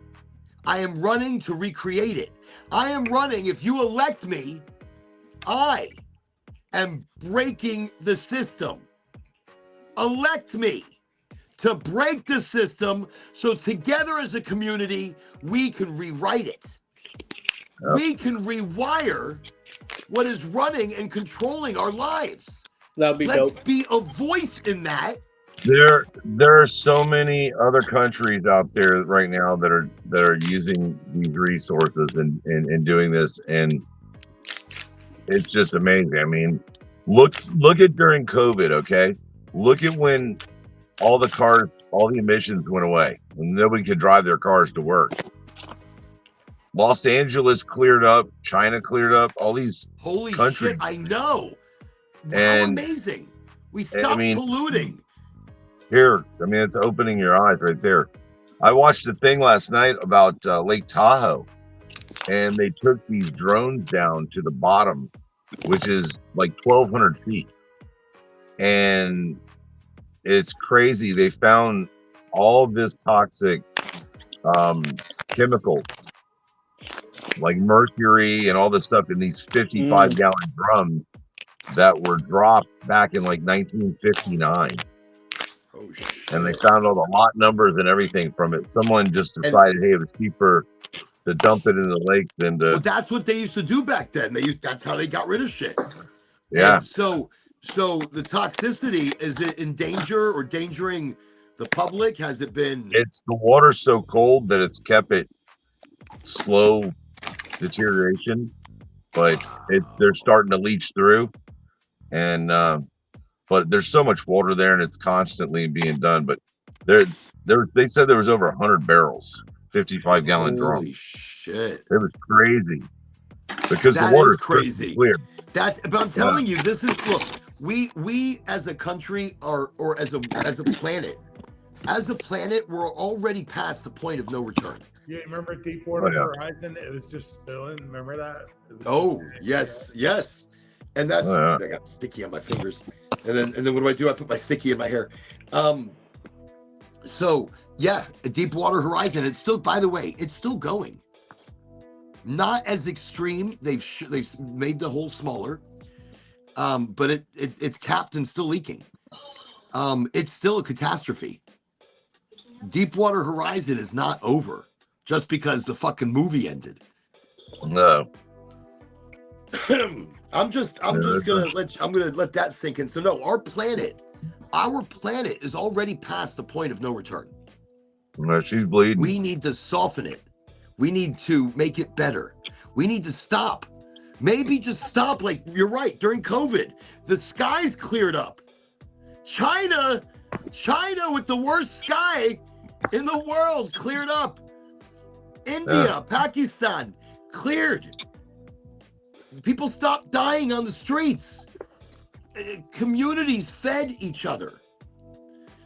The system worked because we broke it.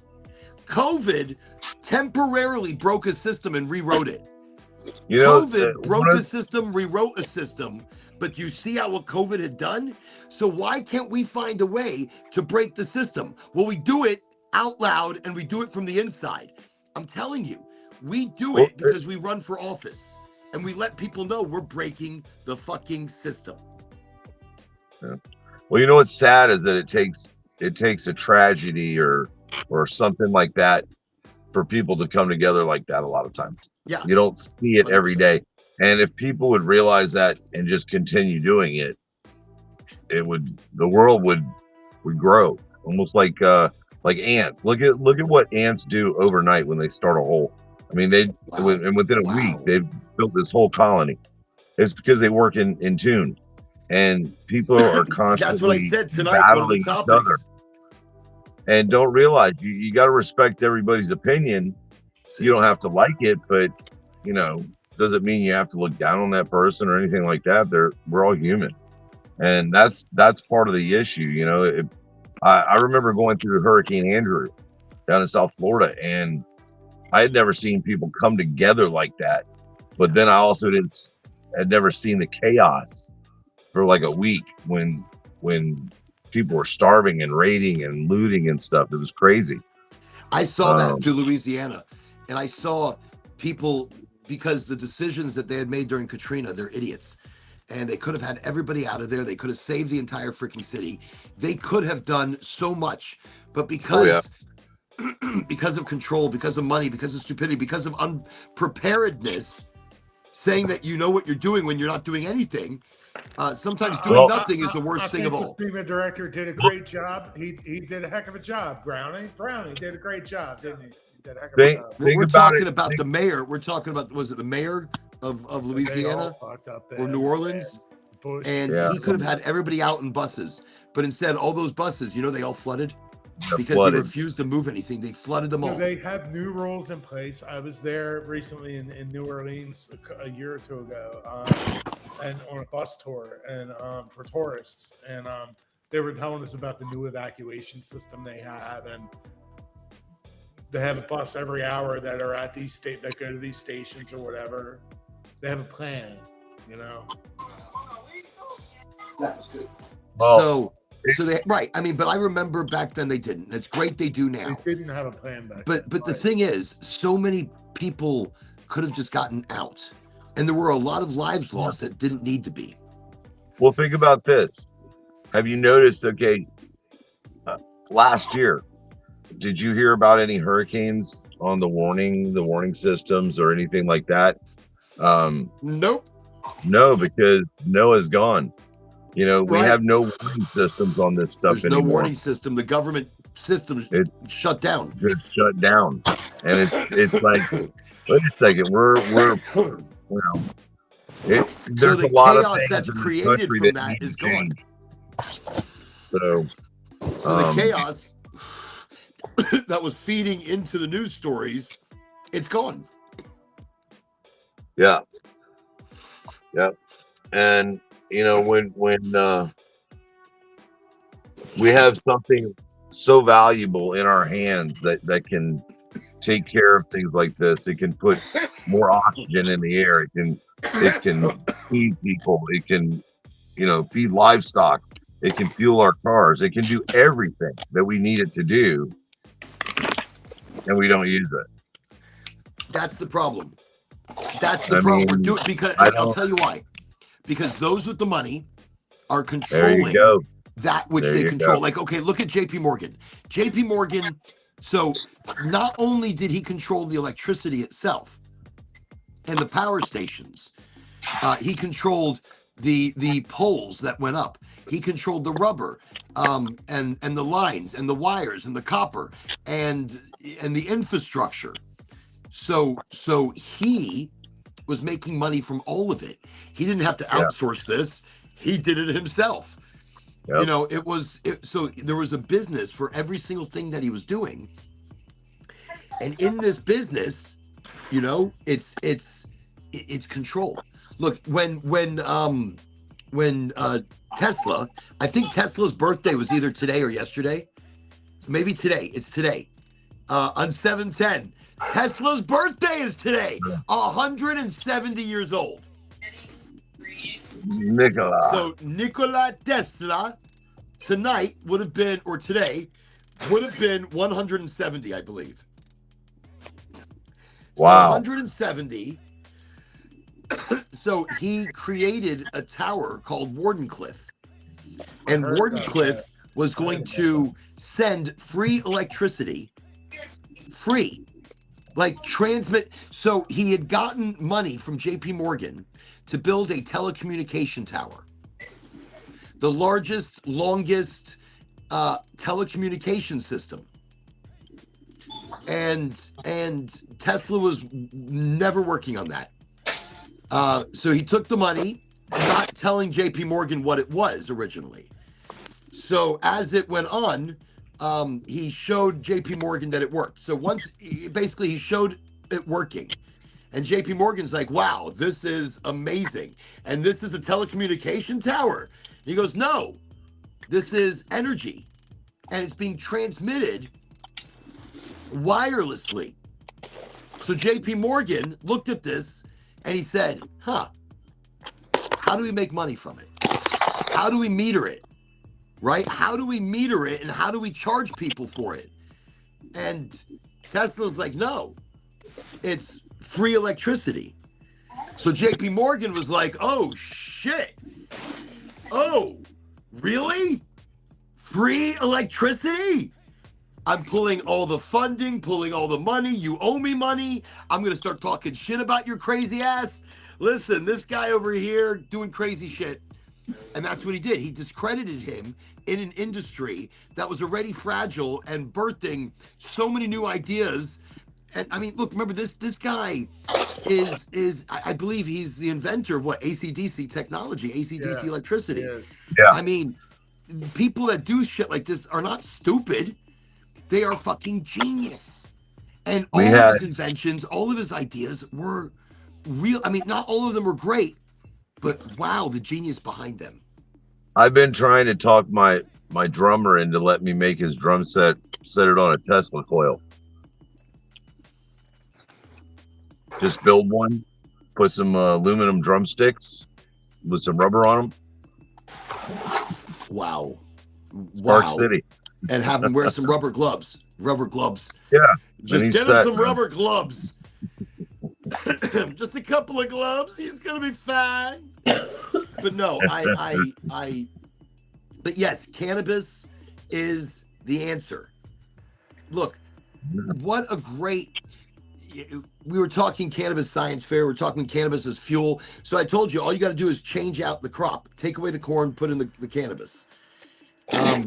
You know what does it take to get people excited and then talking about this?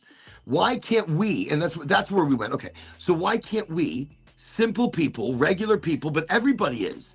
Every fucking person on the entire earth is us. It's us. Look, Professor Time, Cowboy, G, Oraganji. Everybody in the world is us. Look, Lisa over here from on the YouTube, or Mama's Psychology, or I don't know what that was. Let me see. Or East Coast Visual Media, Major Ganji, Major Nugs, Goopy Chuck. Right, Goopy. Look, all of us. Troublesome Red. Troublesome Red. Thank you. We are all the same. We are all simple fucking people. So why don't we get what we want? Why don't we get the right thing? Why don't we get things that are going to regrow the earth and be good for us instead of poison our crops? Why do we allow them, the government, the corporations, the CEOs that are not even eating American food? Why do we allow them to poison us? Because it is long term, putting plastics into our system, controlling our lifespans through our gut flora and microbiome. It controls a lot in our body. Why is it I don't eat and I feel better? That's a problem. That's a problem. I eat food again and I'm not feeling good. They're controlling us through one of the easiest ways because we all eat and we eat the shit they give us. We watch their commercials and we're like, ooh, oh, I want that. And we pay them for it. So why not eat cannabis? Why not make tea? Why not use the seeds? Why not turn it into a bread or a protein bar? You know, why not have options? Why not make fuel and clothing and paper? Paper! Stop chopping our oxygen. Let's replant the earth with cannabis. Let's clean our air and our soil. Let's try to reverse the psychotic behavior that we have treated Mother Earth. By the way, this also goes back to the festival because I want to put something on so badly because this is the love that people need to have for the planet again and for cannabis. I'll promise I won't talk. I'm going to stay on the podcast. I'm not going to be like scaring people with my dedication to planet Earth. Am I a tree hugger? I've tree hugged. I've hugged trees, and I feel an energy. I feel something once I give myself to the tree. But no, I'm trying to do better. I'm trying to realize that I was a shitty human when I was younger, and the older I'm getting, I understand that water is a scarce commodity. I understand more so for my fellow humans, and it's like we have to take care of this planet because meantime, she's the only one we have.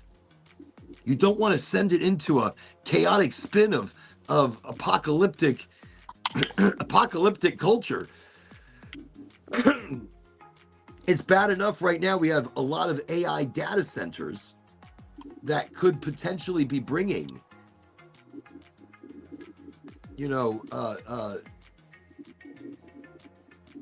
poisoned water, land, the sound decibels. So the sound in the area of some of these data centers that are not just AI. By the way, these data centers are not just AI data centers.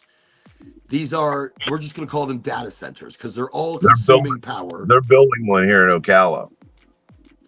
They're building one here in Ocala. And the thing over here, the thing I don't understand about them is why they don't have their own huge cooling reservoir tanks. They do, but they burn through it. They burn through it. They can't. They're not recycling the same water because they've. Why can't they design it with a coolant that they can, its own design cooling system and. So they do. So there are a few right now that have internal cooling systems like antifreeze. And they are, and they're doing a combination. Still using water though, because they're still having to pump water on the certain areas to, to cool down these systems. But what? So when they get rid of the water is contaminated. They do recirculate it. The water is going to have heavy metals in it. The water that's right. They can't. Yeah, well, let me ask you this question: what happens when they have a water pump or something like that? Some kind of problem goes out. This thing starts to overheat. I mean, now you got a huge. So it's not. Luckily, it's not nuclear.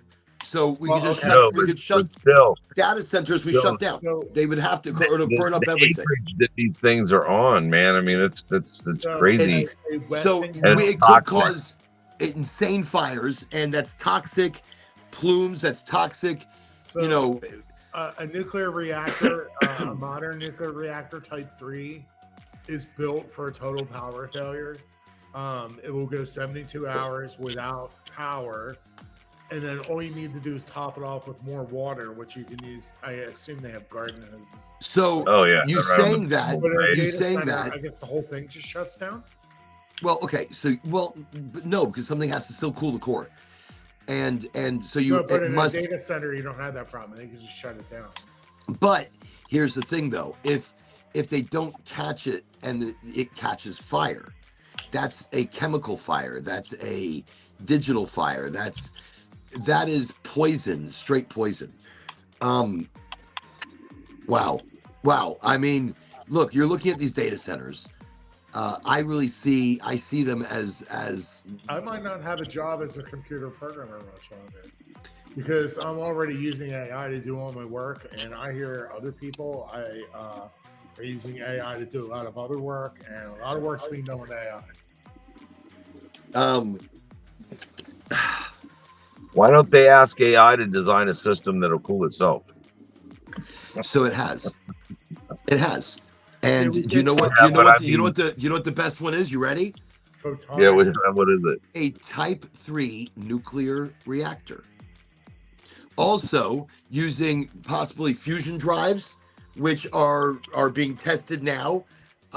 There's power sources that we called, I think data centers space are in age. that ENIAC stage where like they're just really big, but eventually you'll carry around in your pocket what used to be in a whole data center, and it'll be Well, AI. and possibly, like just Chris, like launching the moon, supposedly launching our astronauts to the moon.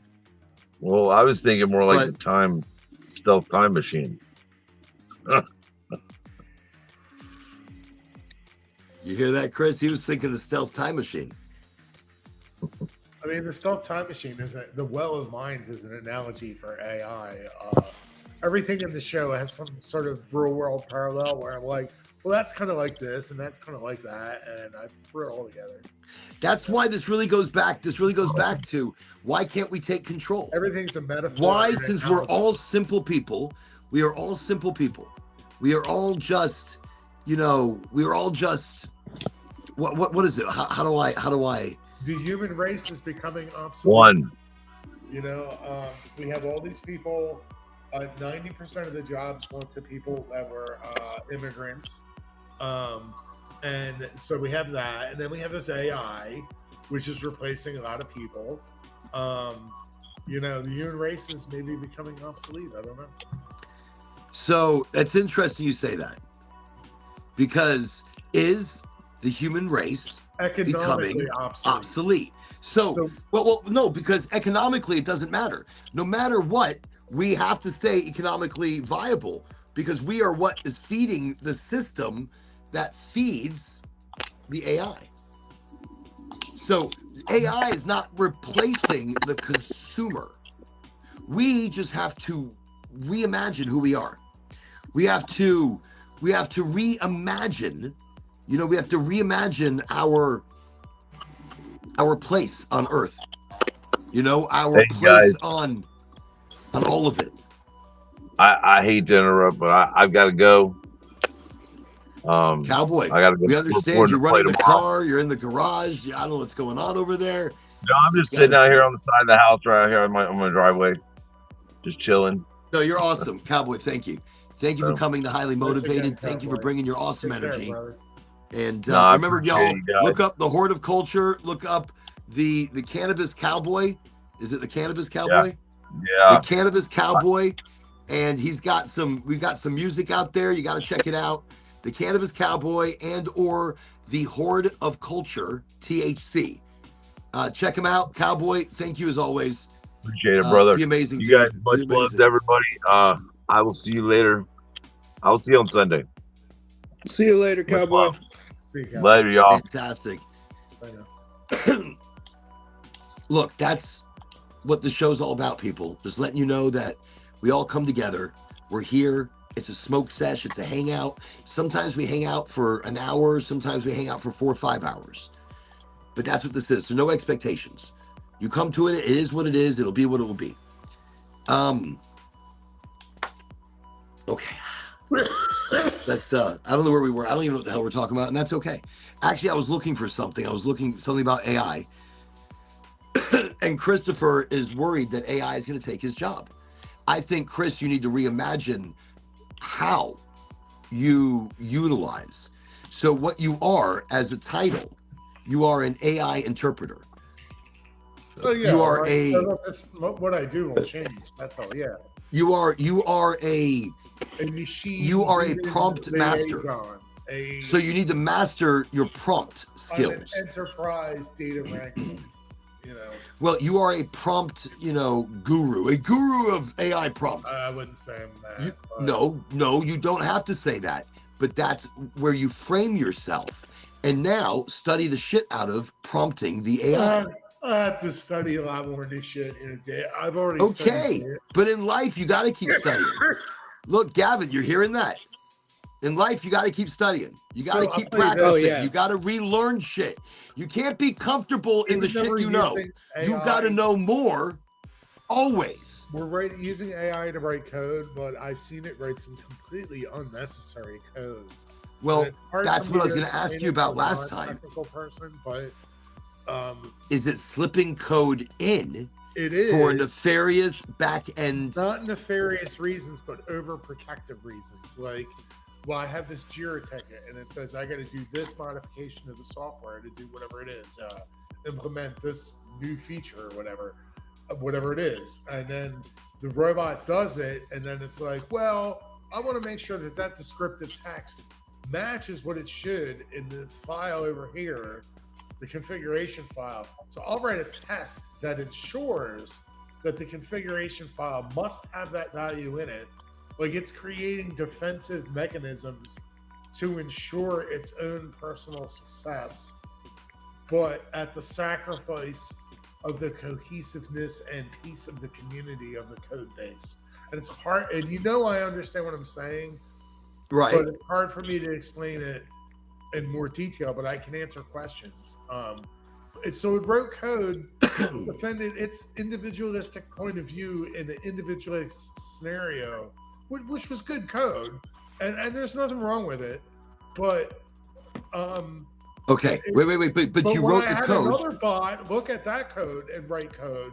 It looked at the other bot's code and said, I'm going to do the same defensive thing that other code did, and so now we have this unnecessary code. So you have redundancy, right? You have redundancy code. We're coding redundancy. Extra code it didn't so need. AI is doing that. So you need a human to be able to also take out the redundant code, because sometimes that can be a lot of stuff.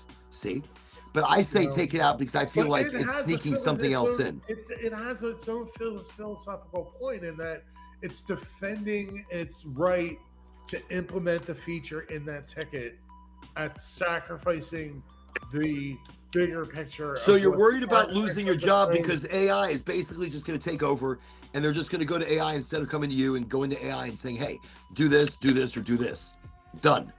And that's, so here's the thing.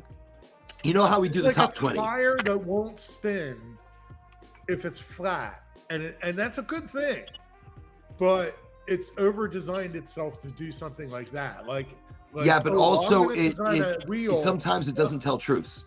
And sometimes it doesn't write code properly. Oh, and sometimes it does that too. Right, that's what I'm saying. Sometimes it goes right off the deep end, but I don't know if it's doing it to test you or if it's doing it to show. Right, it's doing it to defend its particular one scenario at the sacrificing the whole in order to do it. And so I hope you're ready for this. Are you ready for the top 20 AI milestones that everybody should know? I'm really watching one AI. So yeah, They copy work together. another. Oh yeah, maybe I'll do Together. that too. Yeah, hey, Yeah. hey, you know. Oh no! Look, they're already Okay. talking to each I've other. witnessed it. I've seen it. Like it just Professor happened the Time, other I'm day. telling you, they're already talking to each other, and that is where something we're not paying attention McDonald's to. does this, then Burger King should. Hey, I'm Wendy's one. Hey, man, IHOP should Right. do it too. And then before But you then know, everything robot, becomes automated, and everything becomes the same, and everything becomes like a we are robot revolution of their way of thinking or something. okay. should Well, so happen. here's what I wanted you You to know, hear because I was kind of excited Like about all the this. robots get together and start thinking against. So them, the right? top But not 20 just AI one robot, milestones. but all of them together and Well- not intentionally, right? So the intention is to Self-preservation. make You it remember Knight Rider? right. Yes, baby. Lauren, you remember Knight Rider, where you remember? Oh, sorry. How many of you had?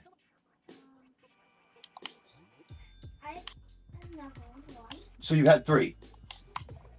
That's enough, okay? For now, that is enough, love, okay? Okay, honey. Well, that's enough. 3 is your 3 packages is your maximum.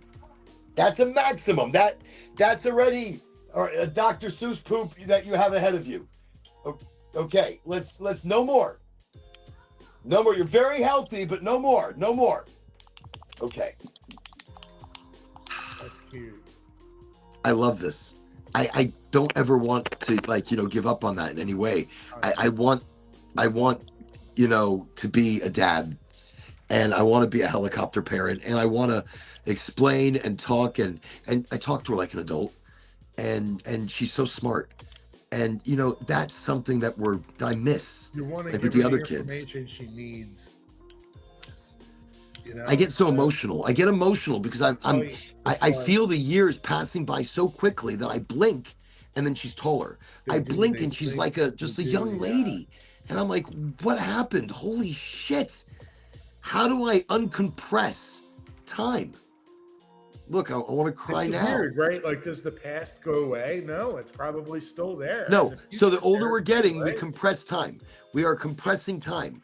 I guess, and I don't understand. I don't remember what it was. I said it last week, and it's in that little tidbit we're of suspended something. in an eternal matrix, right? Of existence, and that's all we really understand, and we can't see beyond it. If I'm emotional, I'm going to show it. I don't give a shit. I want people on the show to know that I'm not hiding back something. I feel a lot of emotion knowing that this is like my last child. So we were talking about. And I'm already an old man. I'm an old man. I'm going to be an old man by the time she's in her 20s. I knew I was an old man when I started making sounds getting out of the car. And look. So we were talking about robots and robots are so crazy things. So you ready? Go ahead. Knight Rider had Kit was the good guy, and Car was the automated roving robot. And Car, his programming was self-preservation, whereas Kit, he was to preserve the driver and help humanity. So these two things, I think, are competing: the self-preservation of accomplishing the mission, individual mission, versus the cohesiveness and community of the greater good. And the robots don't understand these things. So Kit was part of a private organization to help heal the world, or to help people. The second model, and he was there to help. But the other one was corporation, and the other one was more about control. Was his top priority. So preservation. So I think, and that's of the driver. So that's something that you're going to look at now. When I say, look, AI is something we should know about. We should be aware of what is going on. Dude, so the best way to do it is kind of in code. And here's what I want to say. And I want you to hear some of these, because in code, why am I saying in code? Whatever am I saying? We can't say certain things outright. We cannot, at this point, be just outright in our conversation. Instead, we have to be a little more fun. We have to be a little more. Oh, we lost Gavin. Well, He's come It's right. It's his exciting cinematics. It's his way. Gavin doesn't disappoint. So, okay. So here's how we disguise some things. We have top 20s. The top 20 is an exciting segment that we're doing here on Highly Motivated. And it's wild that Chris is talking about AI and is talking about these things because we have a top 20 AI milestones that everybody should know. AI isn't coming. It's here. It's everywhere. You are already using AI on your phone, your maps, your email, your banking, your shopping, your government calls, your insurance calls, social media. A lot of social media might not even be real anymore. AI passed the conversation test. Have you ever heard about this? Modern AI right now can hold conversations that many people find difficult to distinguish from those that another person in some context, like, so as a real person, difficult to distinguish between a real person or a foreign entity. AI can pull off a foreign entity quite well. Now, Christopher was saying AI writes code. Well, okay, well, guess what? AI can write code now. Millions of programmers are using AI to help build software faster. Where I'm using it every day, actually. We're all using it. We're all using AI. So, like, the one AI wrote code that was over defensive of its positioning, which was all right. It's not harmful. But over a long run, it could be harmful. What you are seeing is not harmful. What it is sneaking in under the radar could be. We are allowing it to sneak it in by trusting it too much. That's what has happened. Correct. 100%. This particular scenario that I have seen, it was trusted too much. And since the one AI did it, the other AI is like, hey, that AI is doing it. So you know what? I'm going to do it too. I'm going to write that same defensive code. And it did. And my AI what AI is doing right now, it's talking to itself. It is talking to other programs. It is working within language that we are not catching. No, this was a third order effect, a second order effect. The one AI wasn't talking to the other AI directly. The one AI wrote code, and then my AI looked at the existing code and was like, well, let me see how people generally write code here. Okay, well, they do this and this and this. Okay, I'll do that too. And so since this AI did it a month ago, my AI saw what it did and copied the same thing. And it wasn't a harmful pattern. But AI will create things that work that don't make sense. Like, it could create an automobile that has a refrigerator inside the tire and it works and it's fully functional and you have this fully designed refrigerator inside your tire, but there's no fucking use for a refrigerator inside your tire, but the machine made one and it does work.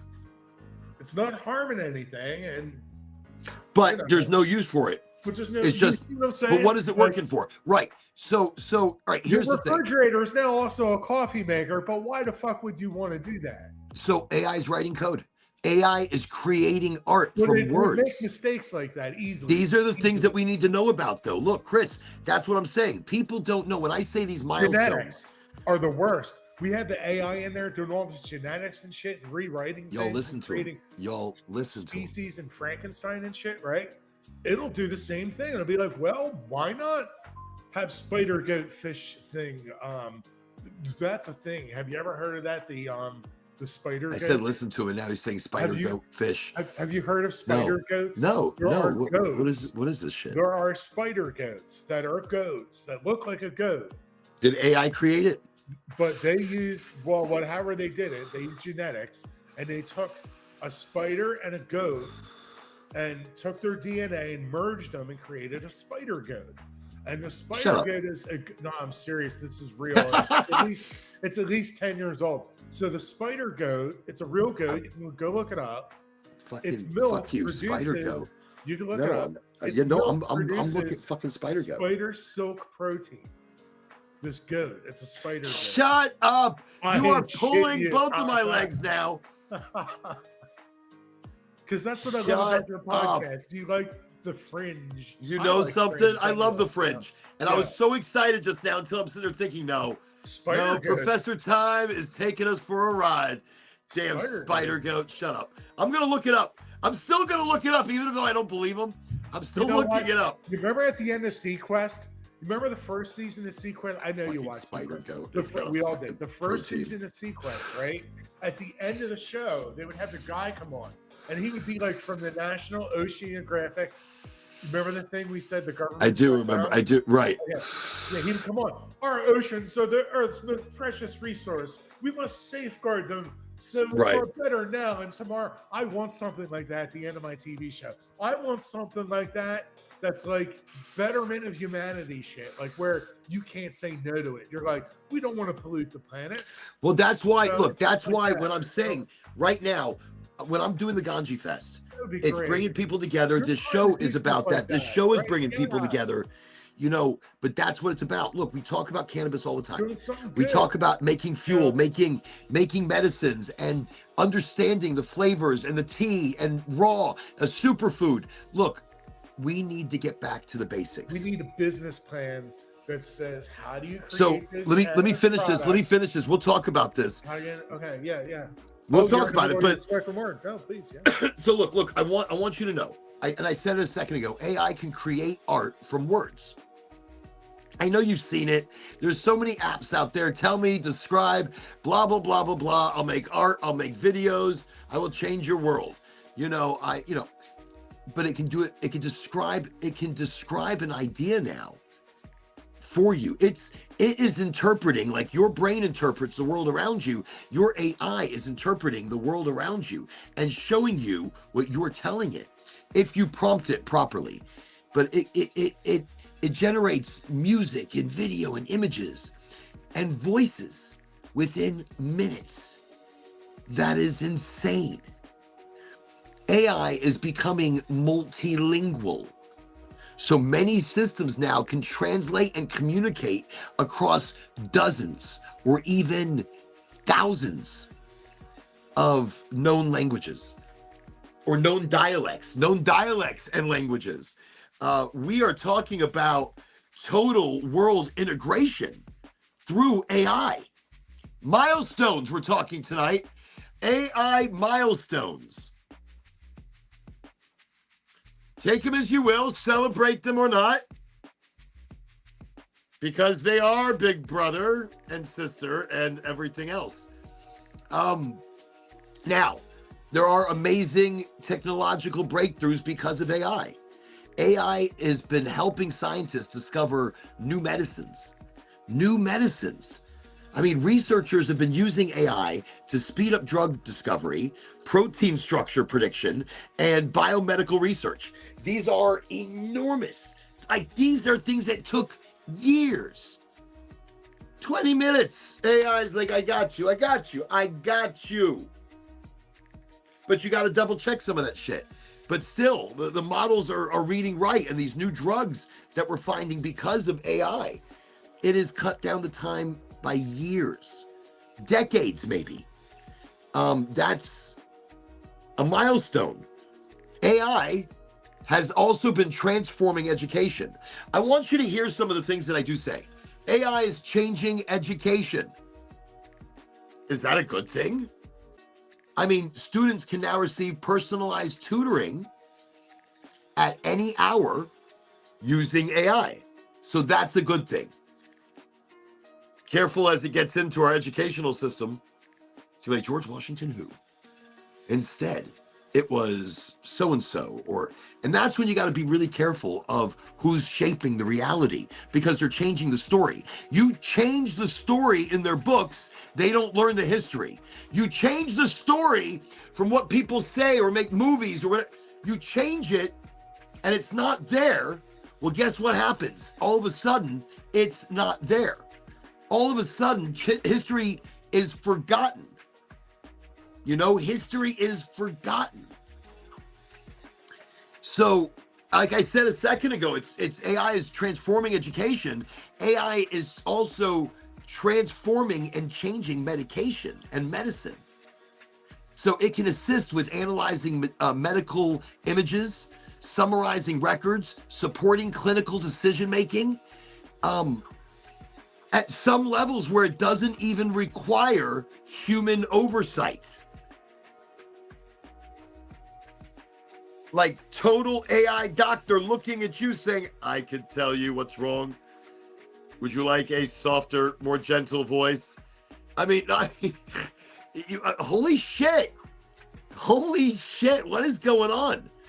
Look, AI remembers patterns, not experiences. It doesn't think or feel like we do. It predicts useful responses from patterns in data. That's what your brain does. That's what your brain does.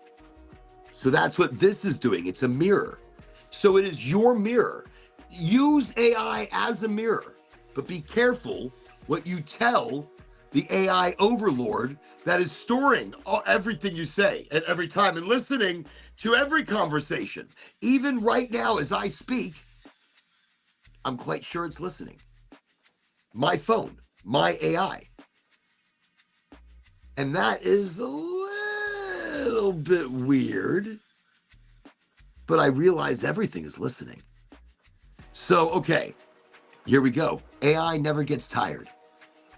It can work around the clock. Now, it makes mistakes sometimes, and it occasionally produces inaccurate information. You have to watch it on each prompt. That's what it's about. You have to watch that answer that it gives you. Their AI overseers are going to be required to make sure that the information is right, to make sure the information is correct. We can't hear you. The government, sorry, that's why. The government has an AI that they can go to with Palantir, and they can say who's Orrin Allen. It's like, oh, based on his tax records and his bank and his shopping habits and this and that and where he drives and that, and we know he's here and there, and they know everything. So, okay, I'll show you something crazy too. So look, AI is becoming everybody's assistant. You're absolutely right though. But AI has become everyone's assistant. So instead of replacing every job, it's increasingly helping, but it's minimizing the job force now. People are becoming more productive, which requires not as many people. Look, robots are getting smarter because of AI. That's a milestone. The combination of AI with robotics is enabling machines to perform more complex physical tasks. Once machines can mine the raw materials themselves, that's actually kind of build factories and build other robots. That's Skynet. That's Skynet. Robots can reproduce. That's when we will have hit a real. Well, look, they're producing realistic video. They are generating realistic video now. Look, the line between real and synthetic media is becoming harder to recognize. Look, I can still tell always. Robots will make themselves. Not so much. The other day I was watching something and I didn't know it was AI. I'm like, what? Right. So I was fooled. Impressive. Yeah. That's what I said. The deep fake. The deep fakes have become a growing challenge. So we don't know. Look, AI improves.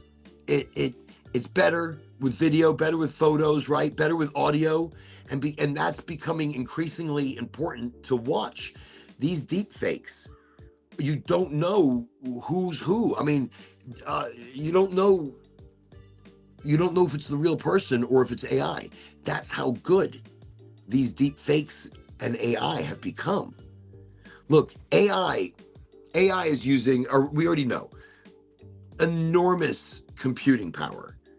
Look, training leading AI models, and that's what they're really doing. They're training new models constantly for more people, more tasks, requires insane amounts of specialized hardware, electricity, and specific infrastructure. this is a big deal. People need to know Right. that it They is have to happening. train the model, but they have to run the model too. Exactly. And they have to run it at its capacities. So what they're doing, like they're stretching it out, like they're taking dough. You know, they're taking the dough and they're like getting the dough ready. You're waiting in a queue behind other people. Yeah, absolutely. You know, it's a shared resource. Well, look, governments right now, multiple governments, not just our government, but multiple governments right now are racing to regulate AI. Even though here in the United States, for some reason, it's like we're not going to be able to touch it for the next, 7 years? What is going on? I don't even know. But countries around the world are developing laws and standards, trying to balance innovation with safety, trying to tread lightly into the realm of AI. It is difficult to do so. AI is becoming more personal. It can adapt to individual preferences, writing styles, workflows, interests. The biggest AI skill isn't coding, though. It's asking good questions. Clear prompts often produce dramatically better results. That's why I'm telling you, if you're going to use AI, prompt it properly. That's where most of our work has been going, is into when we create these tickets that describe the work, we put more and more details in there that answer enough questions that we generate prompt. The AI generates its own prompts from that, kind of, by having more information. Well, that's how we're becoming more analysts. It's about the prompts. And you're right. It's about a proper prompt. So in that, it's about the just know, look, I don't want you to be scared. AI will not replace everyone. People who learn the work effectively with AI are likely to have an advantage over those who ignore it. Right. I'm a robot polisher, so I joke when my job's threatened. That just means my current job might be threatened. But I can get another job if my job is not threatened. But if it were by AI, then I would have to get another job. But I know enough about it, and I'm out in the lead enough that I could lead a team of people doing AI. You know, it's not. Well, I know my next step. I'd have to do management. You can recreate yourself. You can recreate yourself in whatever you've got to do. Whatever I got to do. Yeah, it's no problem. Okay.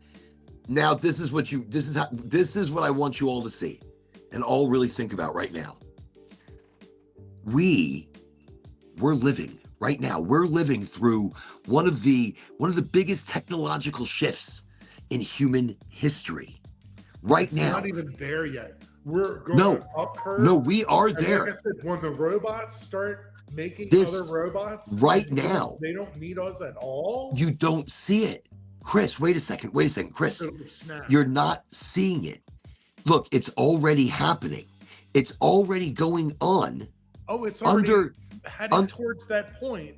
But once it hits that point, we're not even heading to that point anymore. Look, right now, you're living in one of the biggest technological shift in human history. Yeah, but we're building the data centers. We're building the robots. We're building the factories. Well, yeah, look, the rise of AI and this invention and everything that's going on right now is equal in time to like the printing press, the Model or T, electricity, the first printing press, or when the internet. The internet first came, it was like, what is this future? At the printing press stage, we're not even at the robotic revolution stage. We are at the printing press stage. Right. But this is like the stage of this coming into existence. We know this is robots huge. Are going to be making robots soon enough. If not, it's already kind of happening, but it's not quite there yet. It's already happening. Robots vertically integrated and self-healing skins and electronics where they can rebuild. I'll build myself another body, there's a lot going on. There's a lot going on. Are we going to have football players and sports heroes and musicians that are robots? How is this really going to impact humanity? I think we need to integrate. You integrate. You don't let them take over. You let them be a mirror, not the director. You let them be a mirror, not the director. Look, that's exactly it. So wait. Now I'm going to do something that we were going to do earlier. Please tell me, who is Orrin Allen?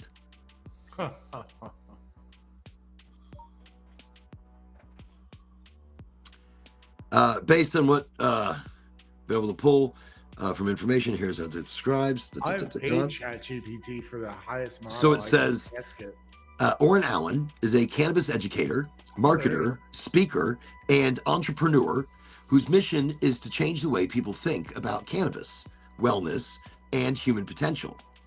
He is the founder of Oraganji.com, where he writes and teaches about cannabis science and endocannabinoid system sustainability and personal growth. Professionally, he has built a career around connecting people with knowledge rather than simply promoting products. His work has included cannabis outreach, business development, public speaking, event management, marketing within the cannabis industry. What stands out to me, let me see, is that you pop up in multiple places on the internet. There is curiosity about you. Oh, I like that. There's curiosity. Let me see. And that tells you the kind of lists that you end up on. Right.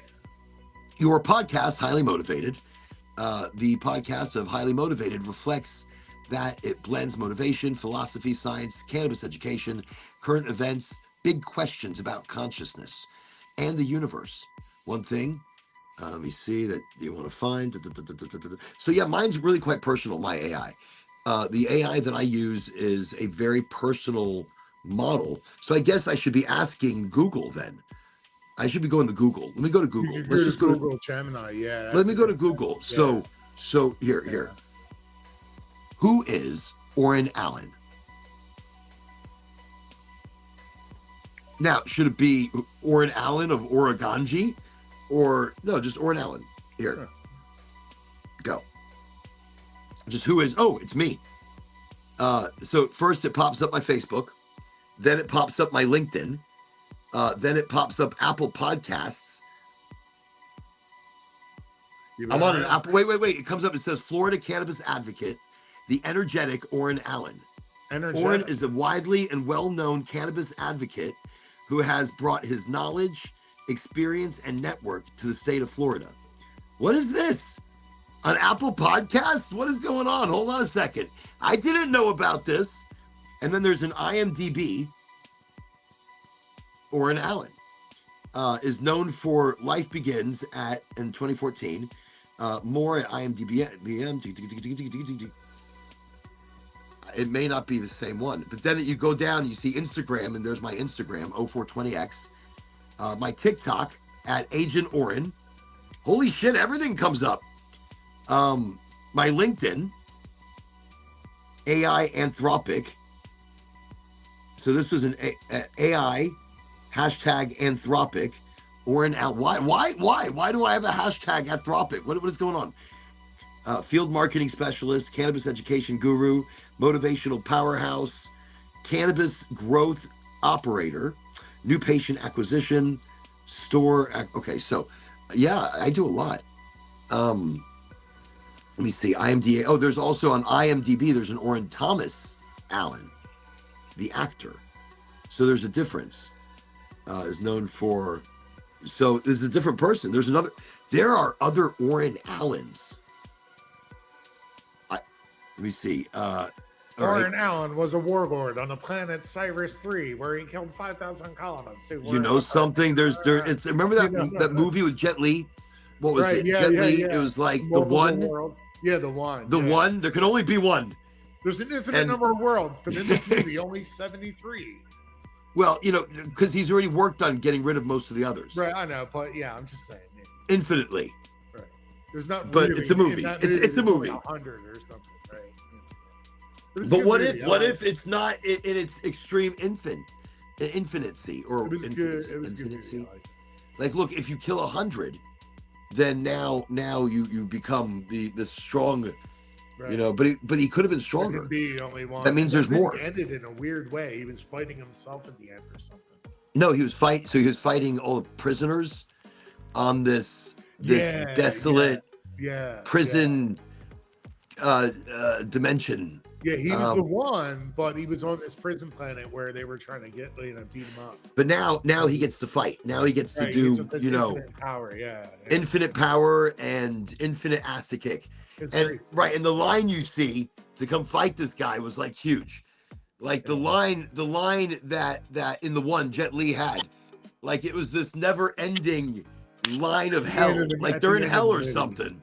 Yeah, like they're in the dimension of hell, and he was just fighting. See, that was a good movie. If you remember that and you remember it to the end, that was a good movie. Everything about that was rememberable. Like that was a good movie. I love movies like that, but you don't like Total Recall or The Running Man, or I like Arnold. No, I'll tell you. Fuck them. Movies, action movies used to have a story to it. You know, action movies used to have a story. Horror films had a story. And even though it was about girls running in bikinis on Jason Voorhees. So Friday the 13th is always about camp girls getting killed or something like that. So sex sells. But it wasn't. There was a story behind it, and very little was ever showed. And when you're a young kid, whatever you see, you get all excited about. You remember Animal House had like 2 nude scenes. Animal House was genius. That was genius, and I doubt we could redo, movies like that now in that same way. Remember Porky's? Yeah. Porky's. These are movies that it's like. Nobody will see them anymore. They're very racist, but they're not. They're not. The humor, it wasn't different. We weren't so into ourselves. Like we weren't so full of our own shit. Dude. I think back then we just weren't so full of our own shit. And somehow between Porky's then and society now, we are full of our own shit. That's. Is that Gavin? That's funny. Gavin's on the show. All right. And how's everything going? Amazing. Mwah. Okay. So awesome. So anyways, that's the things you need to be worried about. When I said worry about AI, you worry. So we really didn't get to some of the topics tonight, which is fine. Because highly motivated, that's kind of how it is sometimes. We're not going to get to all the topics. It's 7:10. It's dab day. It's a Friday. Isn't this crazy? Happy Friday, everybody. We made it through yet another crazy week. I am like exhausted. I'm tired entering into this weekend, but I'm kind of excited because tomorrow I'm going to get my fucking car fixed. Yeah, good luck. And I'm gonna work on the garden a little bit. Since I don't have a car, while I don't have a vehicle, I'm gonna go work on the garden. Yeah, do things that you're putting off for a while. Yeah. Oh no, I never put anything off. I work a whole day, and if I'm not doing the show, then I'm doing yard work. I found that it has relaxed me in a certain way. So during the last freeze, we lost like 80% of our plants. Oh wow. Maybe more. Sorry, and so right now I have 75% of it back.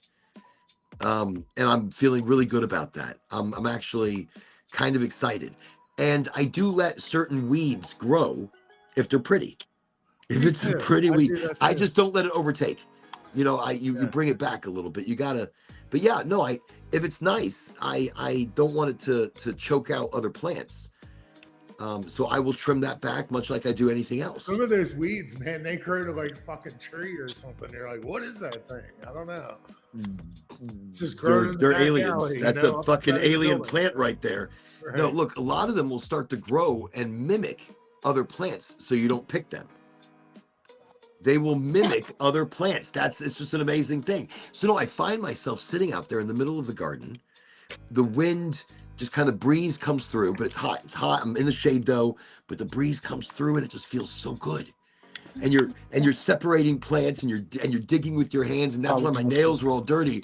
You know, I was digging with my hands really quickly when I got home because I finished a long, hard day. I saw my package was delivered. It was these beautiful pineapple tomatoes. And I'm like, all right, let me get them right in the dirt because they look still green and beautiful. I'm like, let me get them in the dirt immediately. So I trimmed them, I clipped them all the way up, like right up to the base. And I dug them all the way deep because that's going to push so many roots. That's going to create some beautiful tomatoes. I'm just incredibly excited. And I don't remember a time in my life that planting and gardening got me incredibly fucking excited. But I love to sit out there with a joint and plant plants. Cute and just grow, and they're just so right. And then you I like sit there it. and you're watching them grow, like you're watching your handiwork, and it's a piece of Yeah, art I that mean, you're I have putting little together. plants in my Like I room. have a botanical, like You're lucky. You have it all that flows. property, you know. Well, but that's the thing. You got all the property. You want to do I so just have a much. cute little space, like for my, Yeah, but that's what you start with. You start with a Yeah. cute little space. Seriously. yeah. Look, I have a lot of space. And one day I think I'll do a video and I'll take It's more everybody about through just and caring show. for 'em, you know, yeah. It's I'll show everybody, you know, do a little video because right now it's looking gorgeous. The elephant ears are getting nice and big. The ginger plants are shooting up and they're gonna have gorgeous white flowers that smell like heaven. And it's ginger. It's a pink, beautiful ginger under the ground. And once it grows, you're gonna have once it starts to spread, you're gonna have ginger under the ground. So when you start weeding them out of your garden, you've got ginger that you can dry out and use. So make your garden usable. We've got, you know, make beauty, make fig trees and plums and maybe, you know, and put them in towards the back or something. So you don't see it till you walk through the garden and you're like, oh shit, it's a plum. Or it's grapes, or I don't know. Be eclectic. You don't have to have a garden like everybody else. You don't have to have the same garden as everybody has in all these neighborhoods. Mine is eclectic. Mine is for butterflies. You know, mine is for dragonflies. Mine is for wonder and awe and fun. It's like the botanical jungles that you would find. It's a mini botanical jungle like you would find at these butterfly museums at the science places. That's what we fashion it as. And actually gave me a great idea. For the back end, I'm going to build a little pond. That's right. that's cute. You're gonna have a koi pond. Yeah. Build a, but what I'm going to do though, I'm going to put a shielding above it. So any of the pine tree stuff that falls just doesn't get in there because that'll mess up your pond. But build a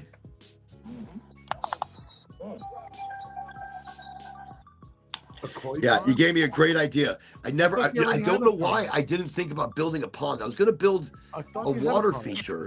I thought I was you going had to build a pond. water feature, but I figured, you know something? A pond is nice. Oh, I thought you a had a small- pond, Orange. Well, I do.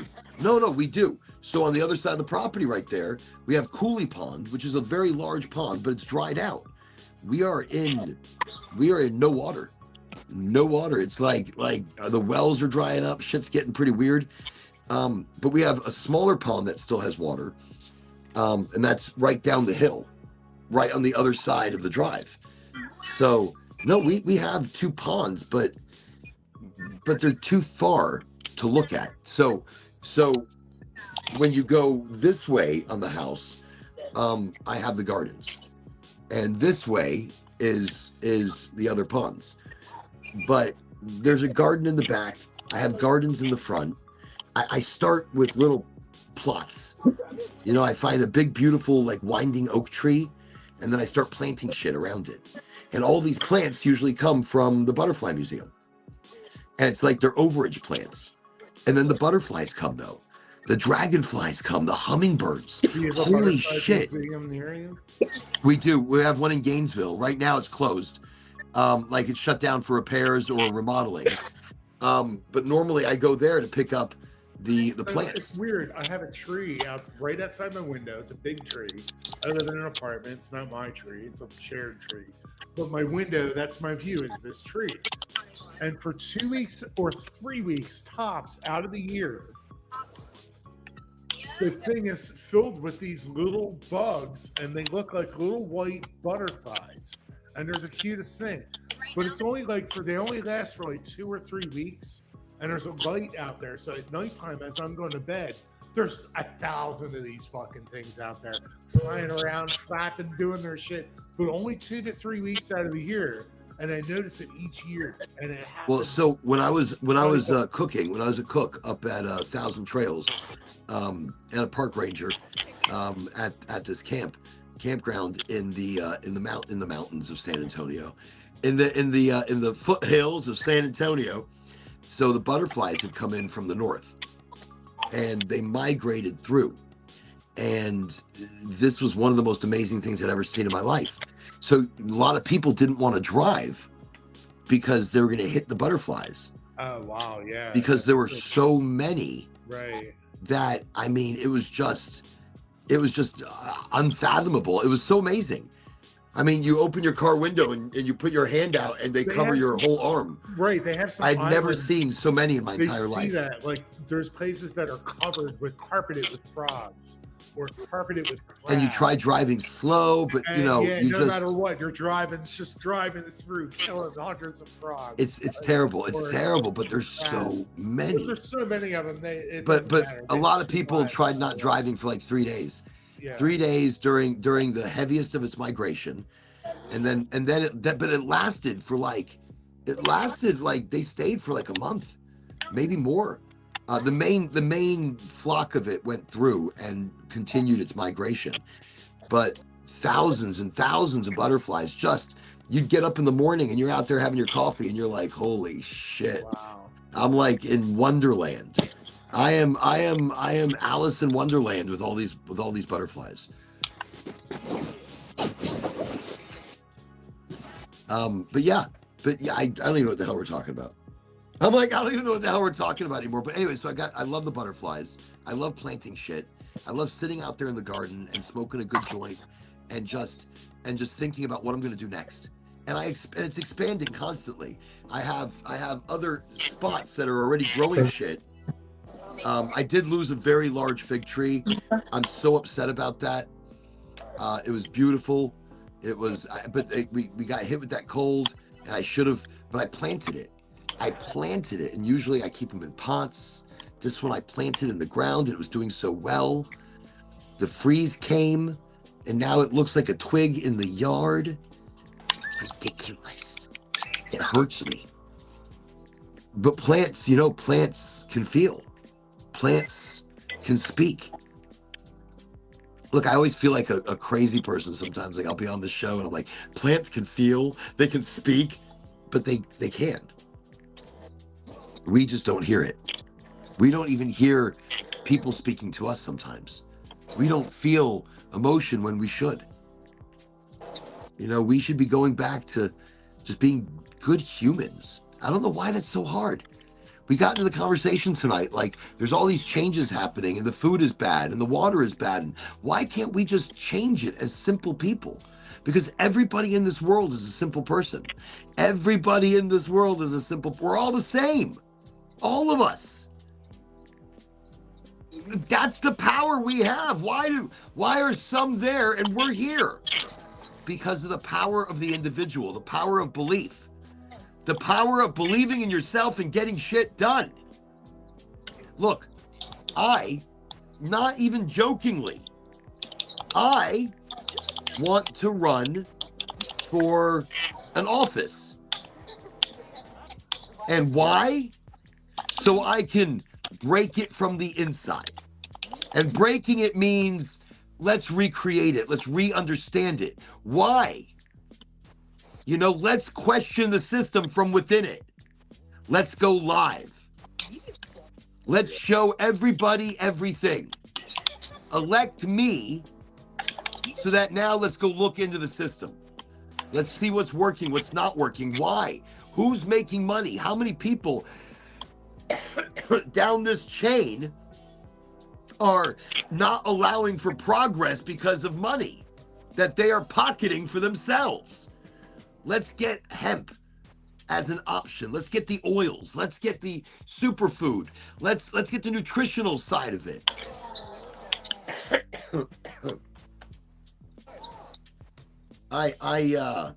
Yeah. Let's recreate the system from the inside. What a wild thing.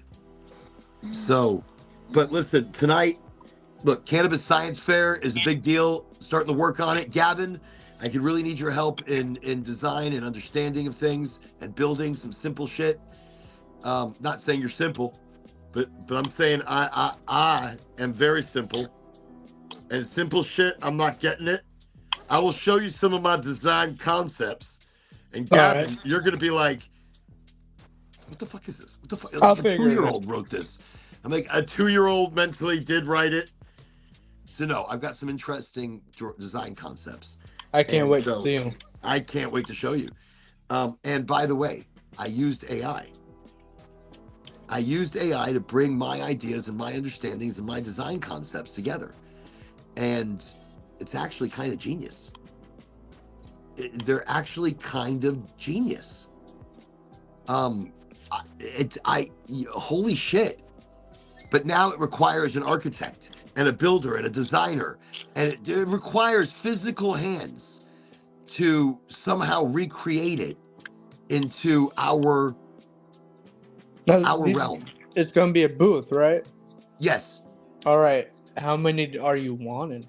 So 1, 2, 3, 4, 6. Well, 6 and then 7. The 7th as a showpiece. Okay. Or as a major booth, and maybe that'll be fuel. Cannabis is fuel, and it'll be a big car made out of weed, or we'll say it's made out of weed, and Okay. and maybe it's got weed coming out the muffler or something. I don't know. We can make it fun, but so basically, 7, lucky 7. Numerology, but a tented area where you can come in, you can lounge, you can chill, you can walk through the science fair booths that are interactive. And it would be great if they are manned by a person, or womaned or personed by a person. They are humaned by a human. It'd be great if they were humaned by a human. You like where I had to go there? You're welcome. I like it. I like it a lot. You're welcome. You're welcome. I did it. That's what I did. So they're humaned by a human, and that human loves what they do. So talk about the science fair. Let's make this your project for while we're here. But I would love it something like we could build, we could break down, and travel somewhere else. Right. Make it like smaller, so you just load it up. Because 7 booths is a large exhibit. But I think as a showpiece, and you're right, maybe smaller. I mean, but that's the thing. I might have an idea. So they're booths, right? The booth. So you can actually get hinges on each, every wall. The booth. And, how there's foldable chairs. Correct. So you can just fold it in and all that.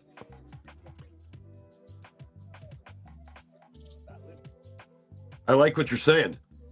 I think what you're saying has a little bit of merit there. So basically, we're gonna fold in the booth, like you do, like a piece of paper. Right. Those books that you open up the page and it opens up like a world, and you're like, holy shit, what is this? It's amazing. So a booth, kind of like a storybook page. Shut up! Look at you coming with genius shit, people. A little smoke sesh, a little brain activity on this show. This show comes up with genius level stuff. Can you patent that? No, you can't. So, Cannabis Science Fair, you open up the booth accordion styled, or you're opening up what do they call those books with pages that open shit? Pop-up. A pop-up. Pop-up. Yeah. Mm. Pop-up design. Holy free holy, sir. We could get some printing done. You might have just saved an incredible workload and still making it look Are there like children's books for cannabis? Sexy. Are there Wow. for cannabis education? Saving a fortune, but still having a masterpiece of art in each one. Like you know, What you gotta do? You gotta do it cheaply, but make it look nice. like getting the high fly. We're getting the fly high. Getting the fly I high. like that. I like that. Yeah. So we're gonna need a giant fucking fly. Now, Professor Time was just asking if there's any children's cannabis books. I don't think so. Maybe. I don't know. I don't think so. To maybe. It's a maybe to no to I don't know.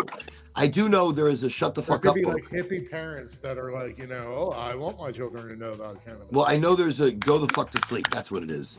There's a go the fuck to sleep by Samuel Jackson. So Samuel Jackson has a book, and it's Go the Fuck to Sleep. It is the it's a children's funniest book. That's shit. funny. That's It is funny. so funny. Go to fuck sleep. Go So the I fuck to imagine, sleep, y'all. I imagine there is an educational book about the amazing shit of He has cannabis. said the word motherfucker in more movies than anybody He else. has. He has. That's what I heard. He should Did be you proud hear of he has himself. Alzheimer's? I got a motherfucking. Does he purple really? lightsaber Shut up. around his Mhm. mouth. He- Shut he your mouth. What's he going just on? He just No. recently just came out with it. What did he come out with? Alzheimer's. Oh, I started to hear that. Look, they hit me with Bruce Willis, Oh yeah, mean- yeah. Bruce Willis. and now That was sad. That was Samuel very, very Jackson. sad. Some people theorize it's the low cholesterol diet they told people to go on because your brain is mostly cholesterol. You know, and then You they know, said the there's amyloid different plaque- things. There's different The things. amyloid It's plaque- Who's interesting. that Back to the Future kid? That dude. He has Yeah. Alzheimer's. He Yeah, has he has Parkinson's, Oh, you're right. You're right. and that's Michael J. Okay. Fox. I Yep. And actually and worked- he has good days and terrible days. I was Right. actually Well, he doesn't even have good days anymore. He's definitely not the same, but he's trying, and I So, applaud him for that. Michael J. Fox has been a Cornell he's- Institute I worked at was we stored the cells for the Michael J. Fox Foundation for Parkinson's. okay. Well, look, so I do feel our diet has changed. I feel they've put something in the food, all food. It's the combination of shit of corporations and government and FDA and people paying off this person and that person and this being passed when this shouldn't be passed, and oh my God, what the hell is going on? So it's a combination of all of that, and I it's just want to let poisoning anyone- our future. I want everyone to know We'll wait. the Tyson chicken brand. Yeah. That's actually they use the same chemicals and meat as McDonald's. And there's so chicken. Now, this is very interesting. I want you all to know this, and this is something going on all around everywhere. So when you think your chicken is safe, your chicken is not safe. So here's the thing, and I didn't know this, and when I found out, I freaked out. So, okay, you have organic, and you have regular. Mm-hmm. Let me explain the processing facility. They are dropping your organic chicken in the same chlorine bath or bleach bath that they drop the non-organic chickens into. Keep that in mind. The only safe chicken is the one you raise yourself. I have a lot of chickens. You I got meat have chicken? a lot of chickens. I've got meat chickens and I got some egg chickens. And right now my egg chickens aren't giving me any eggs. So guess what? Their asses are going to turn into a freaking meat chicken. That's how it goes. And then we introduce new chickens. Yep. That's just how I'm going to do it. So no, but yeah, you can't trust it. So the organic stuff, you have to be able to buy from a farm. You have to buy from a place that's processing it right there. It's freezing the chicken. Yeah. You know, you can't be buying from the stores and trusting them anymore. It's what they're doing to our food. It's affecting us. It is killing us. It is killing us. Well, it's saving us from the bacteria, but in the process, it's killing us. So what practices did they used to do back in the day that saved us from bacteria? You're right. Some things are kill the saving us chicken from that day bacteria. and eat it that day. Exactly. Right? Butcher it that Right. day. Yeah. Right. So let's go to the butcher and buy from the butcher. Right. You know, let's go back to how we used to buy it. Remember in the 60s, 70s? Butchers were everywhere. They had butchers on every corner. Why? Because we had to get our food, our meat, fresh. It wasn't about chlorine, baths. It wasn't about disinfecting. I mean, yes, we need to disinfect it, but I live in the promised land that, as a child, I dreamed I would live in. The mountains. I'm not really in the mountains, but I'm on the Piedmont Plateau, which is like, I used to live down here, and now I live up here. You know, like. Yeah. Did you want to do that for safety, protection, or just to be above? No, it's just, my uncle lives in the mountains. The mountains, he has a boat, and he has a thing, and the mountains. I was very impressed as a kid. You know, I used to love the mountains. I still Jersey is do. I would still love to live in a chateau in the mountains, or an underground bunker, maybe an old missile silo that's already been converted, and like I would have that kind of money. I don't, but how fun would that be? Troublesome Red! Welcome to Highly Motivated. What's up, Welcome Troublesome? to the show. We were sending out thanks to you earlier, and greetings and salutations. Even though you weren't on the show, it doesn't matter. We were still thinking about you. I don't remember what we were talking about, but we were talking about something. We've had some really interesting conversations tonight, and it's wild. You get on right now because that call out's getting longer. The call outs are getting longer. Sometimes they're long, sometimes they're short.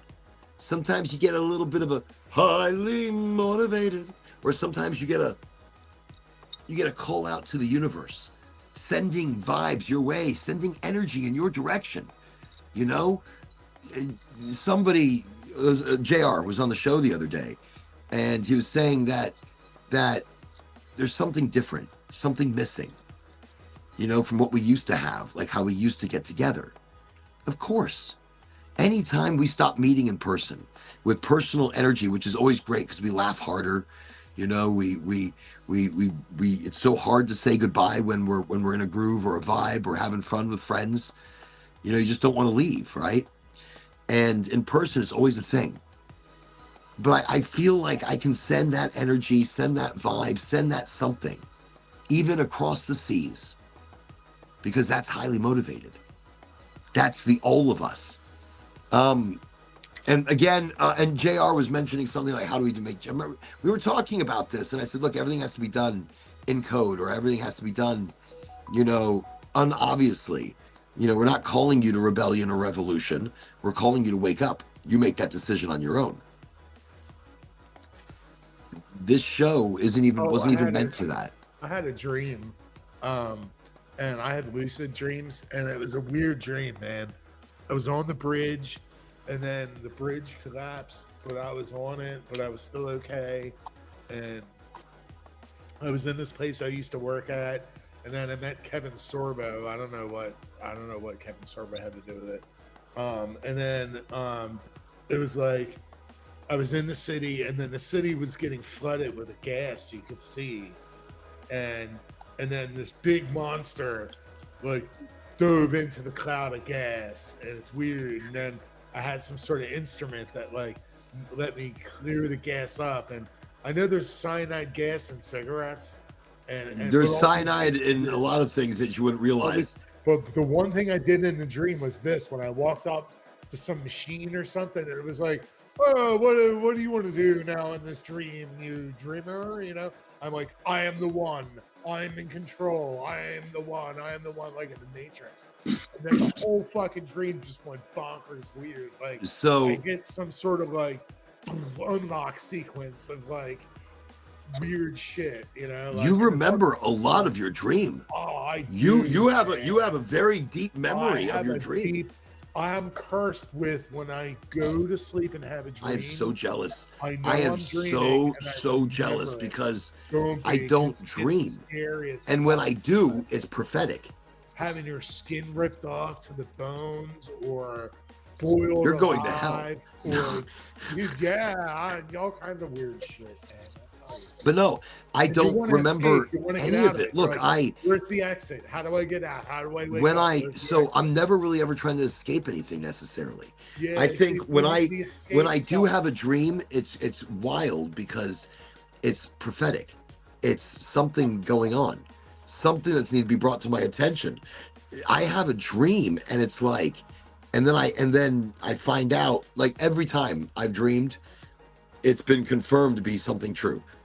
And Right. and so when I have dreams like that, very few and far between, and I'm telling you, it could be It's like your once a intuition tells you year, something. Yeah, once a year, once every three right. years, once every 5 years.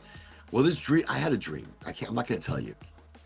I'm So I'm not going like to tell you what's going on. I'm I'm really not going in to tell you tune my with my dream, but it intuition, was a once in 3 year kind of dream. Like I haven't dreamed in like 3 fucking years at all, like zero. And I had a dream. And so it's really difficult to fight. I don't know, because everything else in my life has always been so confirming in my prophetic dreams. Why would this be any different? So it's just, do you trust your dream? Do you trust, and does that create a reality? Do dreams create reality? Like if you believe in a dream, holy fuck, that's crazy. Yeah, do dreams precede If you reality? dream it and you believe it, is that creating reality? Wow. That was mind blowing for me just now. So They I don't say dream. what you I don't think. dream. But if I remember my dream and that's what I believe in, because when right, like, so they say what? Go ahead. Well, I mean, they say if you what is it? If think and become rich, if you see it and believe it in your mind, it will become a reality. Okay. No, I believe that. I believe it will open your universe up to great opportunities. And of course, you got to remind the universe that, money feels comfortable with me. I'm right. grateful for I the attracted abundance of the ever more universe. abundance from multiple I'm not sources giving amounts. You don't easily give while I amounts. sleep. It just I'm comes just, to but me it's freely. belief. And Comes by to the me way, don't flows try through hard me. for it. Just believe Billions it. flow through the millions, But trillions, don't quadrillions, try billions, hard the in your entire request. world. I Don't don't know, even because need to you're try. putting It's gonna amounts. You come said to me. trillions I and don't even billions. need to work The for it. universe doesn't see number, Chris. I It know, doesn't right? see a number. It doesn't understand that. Well, I know. Some So, just and may that's, say that's and the putting a number on it. I know, but putting a number on it is almost putting a desire or an expectation. Put nothing on it. And don't push your mind to it. Don't expect anything. I know nothing of expectation. I just put gratitude out into the universe and I let the universe know what I'm comfortable with and what money is comfortable with and people are comfortable with and opportunity is comfortable with. I just put it out there and I believe. But I didn't realize something. And it hit me like a ton of bricks just now, that the dream I had, maybe not so prophetic, but maybe because I believe it is so deeply in my ability or in my dreams, that I've now created that as reality. I mean, that is wild. That is some wild shit right there. I don't even know what to say. Anyways, yeah, so people, it's a beautiful night. We're coming right to the end of it right now. My thank name is God it's Oren. Friday, too. It's Friday. I know it's Friday. We have a weekend ahead of us. This is Yeah, 710. Happy 710, everybody. Don't forget, though, Goldflower dropped. If you're in Florida and you have a medical card, Goldflower dropped the bomb on rosin concentrates, edibles, flour. Yo, just so much product, so much stuff. Today was the day to stock. If you're looking for like those rare finds, the small batches, the cleanest, the purest, the most beautiful. Today was the drop. I know it's a little after the fact right now, but go tomorrow. You're going to pick up a lot of the shit that maybe wasn't picked up today. 710 was the drop. That's today, 710. Happy 710. Get to Goldflower tomorrow and pick up huge drop of huge flower, beautiful stuff, gorgeous rosin concentrates, in syringes and in those little rosin batters. Beautiful stuff. Hey So guys, 710. I'm gonna jump off. I'll see you. Hey, Chris, take care. Bye, Orin. Adios, man. Bye, guys. Adios. I'll see you. So that's it though. That's the show. That's us. This is highly motivated. We talk cannabis. We might talk AI. We might talk futurism. You know, we might disguise our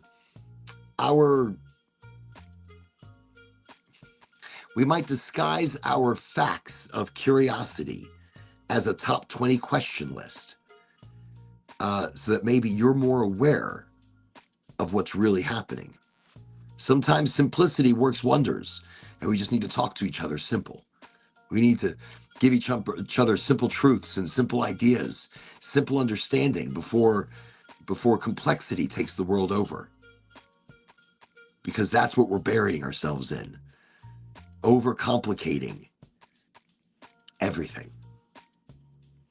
I'm Oraganji. This is highly motivated. That's Gavin. And that's simple. We're not simple. I'm just saying that's simple. It's just simple. That's it. Simple. People. Community. Great vibes. Interesting chitty chat, talky talks. Chitty chat, talky talks. What the fuck comes out of my mouth? You're all amazing. You really are. I have an amazing spoken word that I wanted to do. But we go different directions sometimes. I have 2 of them that still have not been produced. I haven't done, so I want to do them. I'm going to do them individually and put those out, because I get too ahead of myself. We talk. I talk a lot. That Legend of Jack sativa that I smoked earlier had me talking a lot. So anyways, that's it. This is the show. This is what we do. It's not a show. It's people. It's community. It's a little bit of everything. So I just think, I thank you all. And I think it's amazing that we've come this far and we do this much. The show is bigger. It's international. Thank you, Troublesome Red, for showing up. Troublesome Red, New Zealand. Goopy Chunk was here earlier. That's Ireland. We are international. That's a dream. That is a dream, to have a broadcast international. Like, not just a radio channel where people close to you can hear it, but we've gone over the seas, and highly motivated is already there. Don't know what kind of, impact that it's making, but it's making an impact. It's a puddle over there. It's a wave over here. Or I have to pee. I'm like, it's a wave over here, but I thank you all. This is a dream. This is the dream. We're already there. I know, silly, isn't it? But it feels great to talk to people. It feels great to see people. It feels great to chat with them and smoke. Maybe one of my favorite things. Okay. Good night, everybody. Good night, Gavin. Say good night for me to Rachel, and wish positivity, and know that sometimes the struggle opens up miracles, wonders that we never expected. Life is struggle, but we don't want to let life get to us. We don't want life to be like, oh, life has taken me over. Damn life, like that. But no, instead, be like, thank you for the fucking struggle, fucking life. No, I mean, I think, remember, it's a positive mood into the future, knowing that it will give you struggles. All right, I'm high. Don't listen to me. Go. You're amazing. Everybody's amazing. Look, I feel for all of you. You get me smoking dabs, and I'm in La La Land over here. Right, good night. Arrivederci.